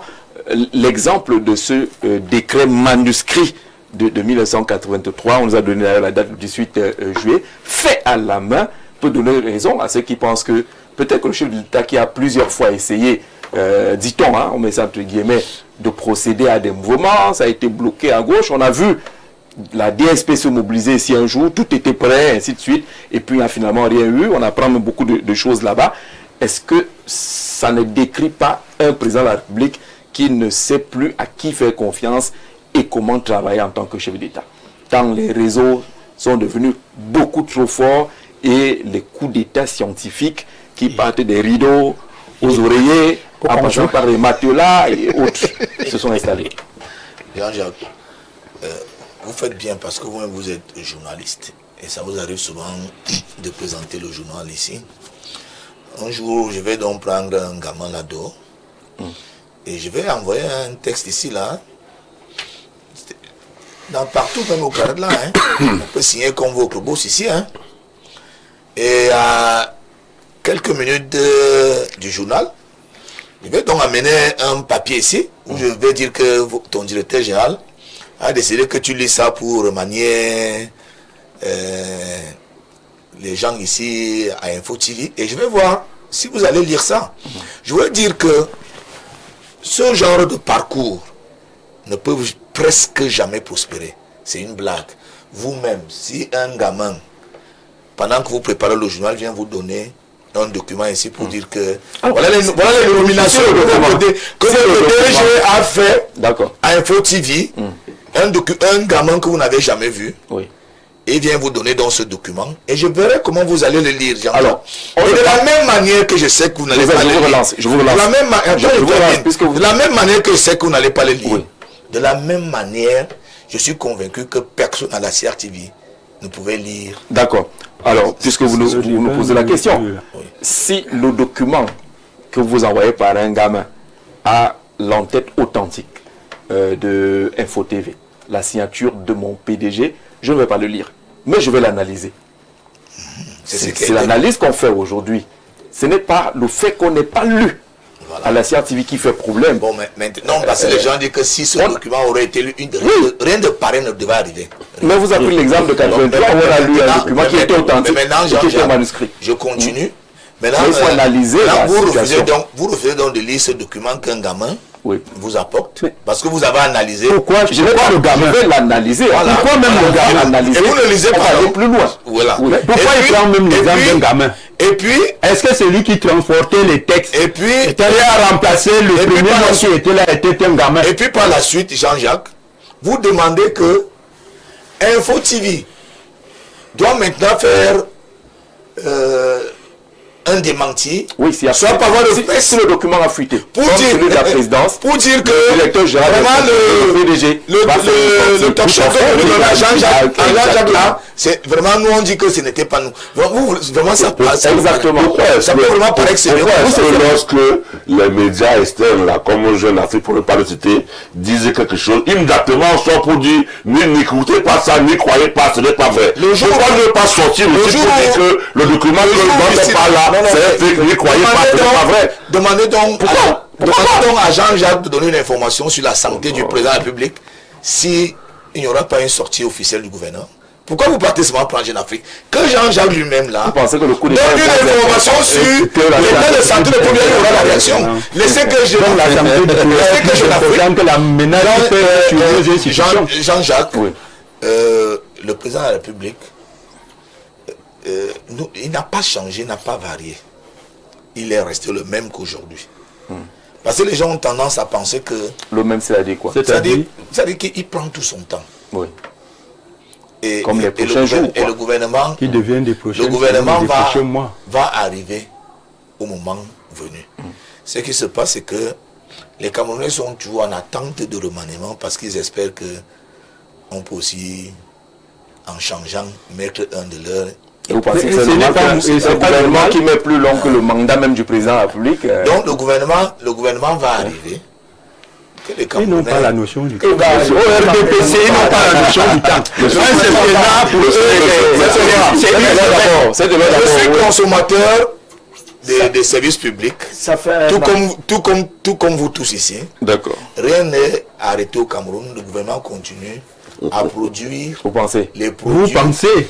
Bien sûr. Le budget exécutoire, le budget. Et le Cameroun, il n'y a pas de budget. Que je viens sur ce plateau. Oui, et au moins chaque semaine, nous avons un débat sur le remaniement ministériel tant attendu. Vous avez dit que le président, je vous ai déjà dit, le président a sa manière de fonctionner. Ce que vous avez entendu le 31 décembre et le 11 février, ça ne rentre pas dans les canaux de communication du président. Et vous voulez le président ne dit jamais. Ça, c'est des indicateurs, justement. Le président ne dit jamais ce qu'il va faire depuis 43 ans. Et le président n'a jamais fait ce qu'il a dit qu'il va faire. Voilà. Et chaque fois... les soupçons d'insécurité, finalement, ça veut dire qu'il y a des gens qui sont dit des choses et le président, lui, il vient simplement répercuter. Chaque fois, c'est lui qui a lu le discours. La tête de chaque fois que c'est lui qui a fait le discours. Quand subitement le président qui n'a jamais changé, et donc vous connaissez les habitudes, prend la parole en public pour dire que je vais remanier un gouvernement, ce qui n'arrive presque jamais dans les discours présidentiels. Depuis 43 ans. Cette fois-là, de façon ponctuelle, ça a été ses choix. Non. C'est le président de la République, qui découvre sur la table, il lit. Un peu sérieux. Je suis de ceux qui pensent fortement que le président est fatigué et il ne gouverne plus. C'est trop peu dire. Et pendant 7 ans, nous avons subi des individus qui se mettaient derrière les rideaux pour nous gouverner. Bon, le président le gouverne. Et maintenant, l'intérêt d'un coup d'État, l'intérêt d'un coup d'État actuellement, oui, c'est que des gens étaient sûrs. Ils veulent sortir du président. Ils veulent sortir. Il n'en sortira pas vivant. Et avant qu'il ne sorte vivant, autant faire quelque chose qu'il va faire pendant qu'on sait qu'il a envie. Voilà ce que les gens ont voulu faire. Et c'est suffisamment grave. Parce que quel ministre de la communication... Vous croyez vraiment que des personnes sont placées qui veulent donc faire ce genre de coup d'État se prennent de la manière aussi. D'ailleurs, en matière administrative, ils ne s'y connaissent pas. Quand vous prenez tous les deux décrets, aucun n'a les références, aucun n'a de références. Vous savez, là où on formalise les documents, on lit souvent SP, bar SG, bar machin, vu la constitution, les visas. Il y a tout ça. Si vous voyez, c'est un papier vulgaire, hein, alors, mais qui a quand même les sceaux de la République. Voilà. Qui a c'est par ignorance de l'administration qu'ils font comme ça. Ils ont commencé à faire comme ça depuis. Quand vous avez vu un monsieur comme Eto'o se lever un matin contre la décision d'un secrétaire général de la présidence de la République muni de la délégation de signature, vous comprenez que... C'est quand tu écris, j'aime lire. Les gens ne comprennent pas. D'accord. On va avancer justement. Alors, ceux du quartier que vous dites, monsieur du RDPC, ce sont des Camerounais qui aiment leur pays et qui se soucient de l'avenir de ce pays. Arrêtez ça à un moment. Vous êtes du parti au pouvoir, mais vous êtes loin de considérer ce pays. Hervé depuis Ngaoundéré, qui est un peu en colère, là. Hervé, il ne faut pas mettre les organes. Bonsoir. Demandez à monsieur du RDPC s'il a une femme. Et pourquoi vous aimez trop chercher dans les culottes des gens. Quand il rentre chez lui, il est vraiment... comment réalisateur, d'accord, l'alliance est là. C'est clair. Voilà. Je suis très poli. Non, Jean de Koumdoum, calmez-vous. Parce que la suite de votre message là, c'est la guerre. C'est quoi ton problème? Nous nous attendons à aucune intervention de tous les membres du gouvernement, sauf le discours de Paul Biya du 31 décembre à Louis depuis Japoma, Douala Sili. Ok, d'accord. Qu'on doit attendre le 31 décembre. Personne d'autre ne va réagir entre temps. Alors, il y a le contexte, révérend, de cette affaire. Le président est en Europe pour un court séjour privé. Jeune Afrique parle de son état de santé. Et vous avez un document comme celui-là qui arrive. C'est un moment de fragilité qui est utilisé et donc on ne pourrait pas indiquer que c'est du hasard. Mais Saint-Éloi l'a dit tout à l'heure, que les clans qui se bagarrent, on veut absolument anticiper pour se protéger et se positionner. Donc, incertain de l'issue de la situation ou de l'État où le chef de l'État se trouve, sur laquelle on ne parle pas beaucoup, encore qu'on doit des informations aux Camerounais sur l'état dans lequel le chef d'État se trouve normalement. C'est un devoir, on le doit cette information aux Camerounais. Le gouvernement qui n'a pas de problème. Non, j'avance. Encore que je ne suis pas ici pour parler de son état. Donc, on n'en parle pas. Et on parle, nous discutons de cette guerre des clans, de ce positionnement, de ces gens qui ont préparé le décret de la vice-présidence, tel que ça a été préparé, monté, lu, et validé et proclamé, et qui sont désespérés de savoir que même après la proclamation, certainement ils s'imaginaient qu'au lendemain, l'un d'eux serait choisi pour être vice-président, et ils se rendent compte que jusqu'à cette heure-ci, le chef d'État n'a nommé personne. Il n'a choisi aucun parmi eux, mais ils sont désespérés, ils sont angoissés, ils sont aux abois, et ils veulent absolument se positionner, ils veulent absolument se protéger, parce qu'ils imaginent aussi comme nous, quelle serait la situation si jamais le régime venait à changer et que ce ne sont pas eux qui sont aux affaires. Donc ils sont dans cette angoisse, ils sont au désarroi, et ils cherchent absolument des voies et moyens de se mettre là où ils pensent que c'est eux qui devraient être. Maintenant, quel est le clan qui va gagner? Quel est le côté qui va gagner? Quel est celui qui réussira mieux à tromper la vigilance de notre patriarche pour lui faire accepter ce qu'eux ils ont fait?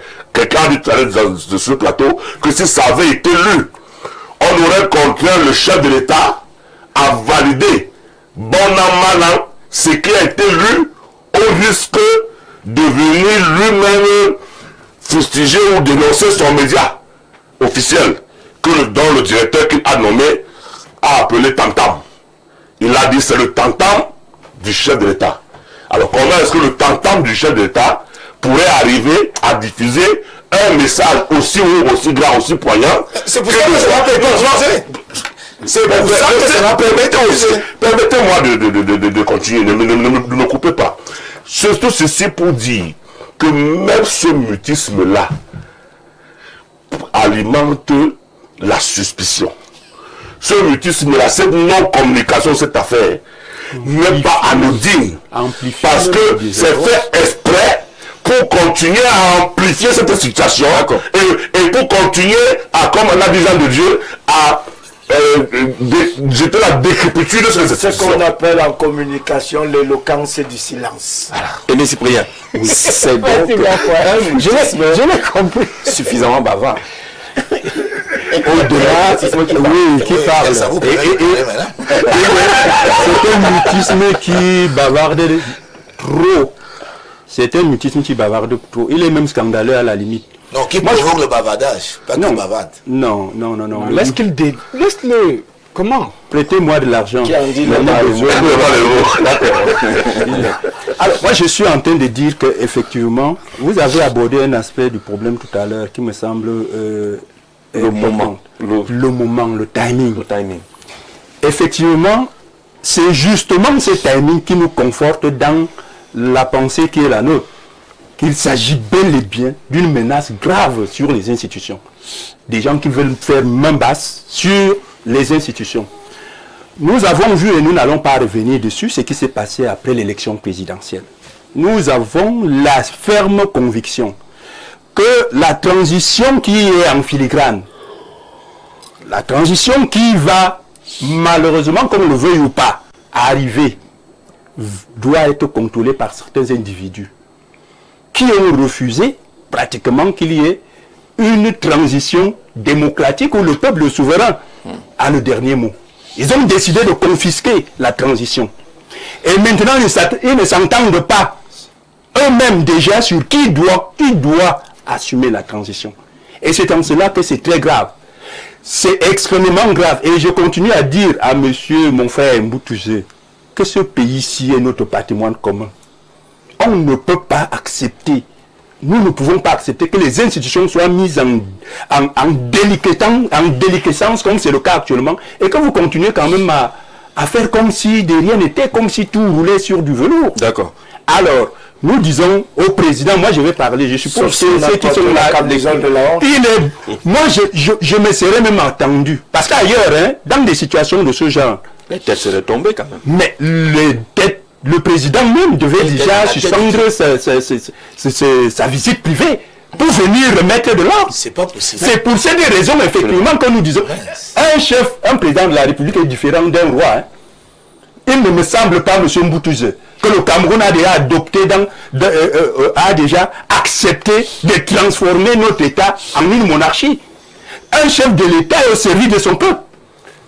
Les citoyens ont le droit de savoir où est le président. Et quand les citoyens sont dans l'incertitude, ils doivent avoir à côté d'eux celui à qui ils ont confié leur destin. Mais c'est quoi ces histoires où votre manière de gouverner au RDPC, et sachez qu'elle ne sied pas à un début de démocratie. Ça, c'est des systèmes de gouvernance des monarchies. Nous disons que le président doit en principe rentrer. Ils doivent venir mettre de l'ordre. Et ils doivent venir sortir les vrais dons. Si on estime que c'est cela, c'est un gamin qui est venu avec... Tu es carrément dans les injonctions là. Je suis citoyen, monsieur. Le président de la République est au service des citoyens. Alors, c'est le citoyen qui... C'est le citoyen qui parle. Parce que le président de la République... Oui. C'est pour ça que c'est son travail, c'est son job de nous vérifier, c'est son travail de nous rassurer. C'est pas un seul citoyen, c'est un opposant. Non, c'est un opposant qui veut être rassuré. Oui, la présence du chef d'État dans ce projet devrait rassurer. Alors, je suis opposant, tout le monde le sait, mais quand on est opposant, on n'est pas moins citoyen. Et au contraire, nous avons la certitude que c'est vous, quand on va gouverner, tu vas merci. C'est le président de la République, le président de tous les Camerounais. Ce n'est pas le président du RDPC ou de l'opposition, c'est le président de tous les Camerounais. Et le président Aimé Cyprien Olinga appelle le chef de l'État pour rassurer les Camerounais. Oui, il doit venir mettre de l'ordre. Un citoyen qui interpelle son chef de l'État à venir vraiment le mettre de l'ordre. Sécurité. Dites à mon frère Mboutouzé d'arrêter de jouer avec les affaires de l'État du Cameroun en ce moment. C'est Sylvain Jobel Nyek qui envoie ce message-là. On interrogeait le timing, on va sortir de l'émission. Le timing n'est pas à négliger. Le timing n'est pas à négliger, mais aussi le timing du silence n'est pas aussi à négliger. Pourquoi? L'aîné Saint-Éloi a convoqué l'élégance du silence. L'éloquence du silence. Et il a aussi convoqué les codes de communication véritables du chef de l'État. Et nous savons que sa principale force de communication, c'est l'absence et le silence. Alors il y a eu toute une thèse sur les silences. Et je vous dis une chose, il leur sait le silence. Et la panique, vous allez continuer à paniquer. Nous, je ne parle pas populaire, nous on a la résilience. On n'a peur de rien. Nous attendons la transition tranquillement. Mais vous, qui êtes dans l'incertitude, on vous sait le silence et l'absence. Vous savez que l'incertitude est plus dans le camp du LPC, ceux qui attendent quelque chose. Ceux qui ont fomenté ce coup d'État, comme le disait le révérend, qui paniquent, qui cherchent la sécurité. Moi, je dirais au président révolutionnaire que notre silence est meilleur. Ce silence, c'est ce qu'il faut. Je veux même qu'il reste silencieux jusqu'à la fin d'année. Que la panique continue. Dans le silence. Ça va leur faire 6 mois aux affaires. Même si écoutez, vous savez, quand je dis 6 mois, ça veut dire qu'entre les 6 mois, au lieu de 17h, que ce soit à 20h que ça sorte. Même à 7h. À 20h, on nous lit. Et vous savez, les gens se réveillent dans la panique. Parce qu'il y a un problème. Excusez-moi, c'est bien. La panique est pourquoi? Parce qu'actuellement, tous les dossiers des histoires de guettes, de vol, de pillage, de l'or et autres sont presque prêts. Et ceux qui paniquent... laissez-moi parler, monsieur. Il y a les auditions qui les auditions. Vous me posez des questions comme si vous étiez Jean-Jacques, monsieur. Je vous dis que... Ça fait peut-être vous toussez. Le réveillon le disait, la panique, c'est pourquoi? Parce que les gens ont pillé. Maintenant, ils savent que tous les dossiers au niveau des structures qui enquêtent sont presque clos. Et que le vice-président, qui soit-il, quelle que soit la personne, va se charger de traiter ces dossiers. Et c'est pour cela qu'ils ont... Le silence nous sert. Ce poste créé qui n'est pas pourvu va être source de beaucoup de problèmes dans ce pays. La vice-présidence. Le fauteuil est placé là. La nature aurait dû. C'est pour ça que des gens parlent des décrets pour venir s'asseoir. Du mode de fonctionnement du président. Voilà. Je vous ai dit ici, sur ce plateau, qu'il n'y aura jamais de vice-président nommé. Le président, quand vous faites la pression, vous avez voulu un organe pour gérer les élections. C'était une idée du SDF. Le président a trouvé que c'était bien, il a créé l'honneur. Vous avez voulu un conseil constitutionnel. Il a créé le conseil constitutionnel en constitution de 96. 20 ans après, c'est entré en action. Vous avez voulu des conseils régionaux. La constitution de 96 a créé. 25 ans après, c'est entré en application.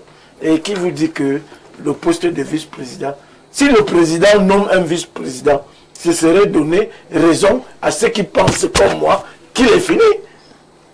Donc le président ne nommera jamais de vice-président. C'est là un aveu terrible. Et c'est lui qui vient. Ne gardez pas la barbe comme Soulé, parce que... Je vous dis, il ne nommera pas de vice-président et il n'y aura pas de gouvernement. Pourquoi? Parce que le président aujourd'hui n'a plus le temps d'apprendre à connaître les gens.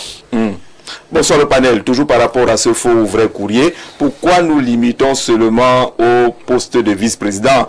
Il se dit qu'il y avait aussi le nouveau gouvernement. Non, pourquoi le document de ce nouveau gouvernement n'a pas été aussi publié comme celui du vice-président à partir des noms des heureux?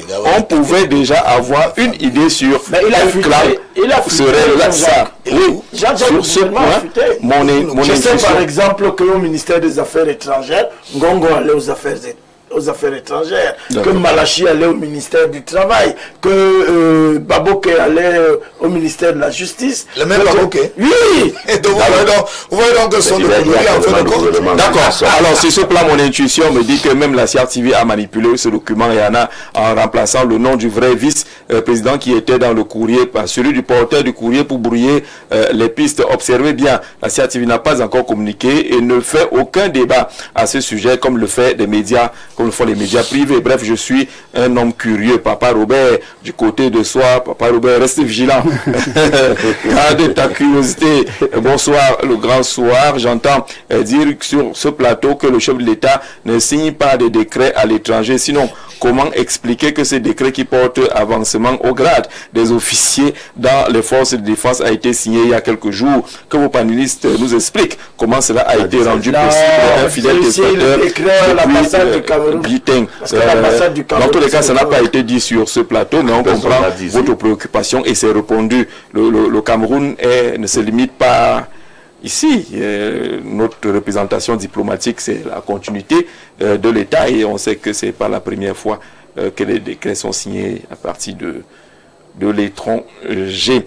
Alors, on s'attendait quand même à ce qu'on nous dise une semaine plus tard que le jeune Sitchom a parlé ou que ses téléphones ont parlé, qu'il y a des captures d'écran. Là, on ne sait même pas où il se trouve. Est-ce que ce n'est pas, comme le sénateur Zengele le dit, ce n'est pas suspect?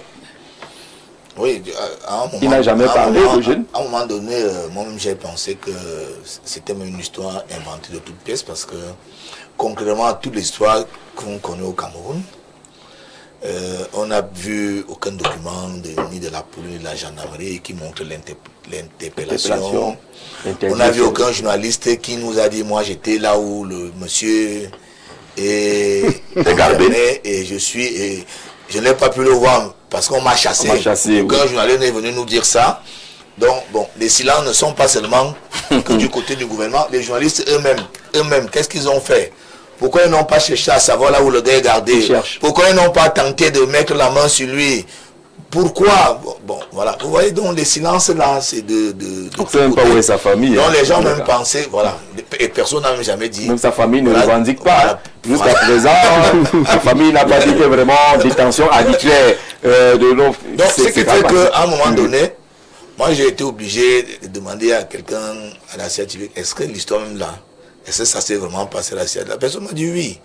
Donc je garde aussi ça entre parenthèses, mais tout montre, à part les débats qu'on fait dans les radios et dans les télévisions, que ça peut même être vraiment non seulement un canular créé même de toutes les pièces. Et pour conscrire ce canular, si ce n'est un ballon d'essai. Parce que personne ni du côté du gouvernement, que vous accusez de silence, ni du côté des journalistes, personne n'a essayé véritablement de mener une enquête là-dessus. Au moins nous montrer la famille du garçon qui se plaint que leur enfant est enfermé. L'audition, on l'a auditionné où personne n'a la moindre information là-dessus. Mais on en parle à la télé tous les jours. Ça pourrait donc être un ballon d'essai. Je voudrais dire, pour terminer ici, que à tout hasard, je me suis retrouvé du côté de Genève, au moment où non seulement Jeune Afrique disait que le président était très malade, et le 9 juin, le document est sorti le 9 juin, moi j'étais à Genève le 14 juin, et moi-même je suis allé à l'hôtel intercontinental. Je n'étais pas seul, accompagné de M. Bidima. Vous avez vu le président? Et on n'a pas vu le président. On a essayé quelque chose, mais je peux vous garantir au moins une chose. C'est que le président était à l'hôtel intercontinental ce 14 juin. Même si vous ne l'avez pas vu. Donc le président de la République ne peut pas être très malade tout en étant à l'hôtel intercontinental. Ça, je vous le dis, j'y étais. Je donne nos opinions avec M. Bidima. Est-ce que c'est un problème qui Et je vous dis que le président n'est pas malade. Est-ce que c'est un problème qui soit malade? Le président est bien portant. Le président prépare sûrement, peut-être que le président prépare sûrement son remaniement ministériel. Sûrement quand il viendra de Genève, peut-être il nous le donnera. Et bon, et maintenant, je suis à la télé. Peut-être que le président... On n'a pas un débat sur est-il malade ou n'est-il pas malade, parce que la maladie est naturelle. Tout le monde peut être malade. Peut-être que le président... Tout le monde peut être malade. Actuellement, il est en train de nous suivre. Pour qu'il se rassure que j'ai la vitalité et que... Tu peux jouer le jeu, tu peux être ce vice-président là. Vice-président. D'accord, merci beaucoup. Ça fait donc Mboutouzé qui était à Genève. Il était quand même là-bas à l'hôtel, même s'il n'a pas vu le président, avec Lucien Bidima. Qui était là-bas. J'ai aussi entendu, mais Sanga Nyamding a aussi dit qu'il était là-bas. à Genève. Mais ils n'ont pas vu le président. Mais le président, je dis bien que le président était à l'hôtel. Mais il n'a pas vu. Non, on l'a pas vu. Mais on était au moins là. Vous êtes allé faire quoi?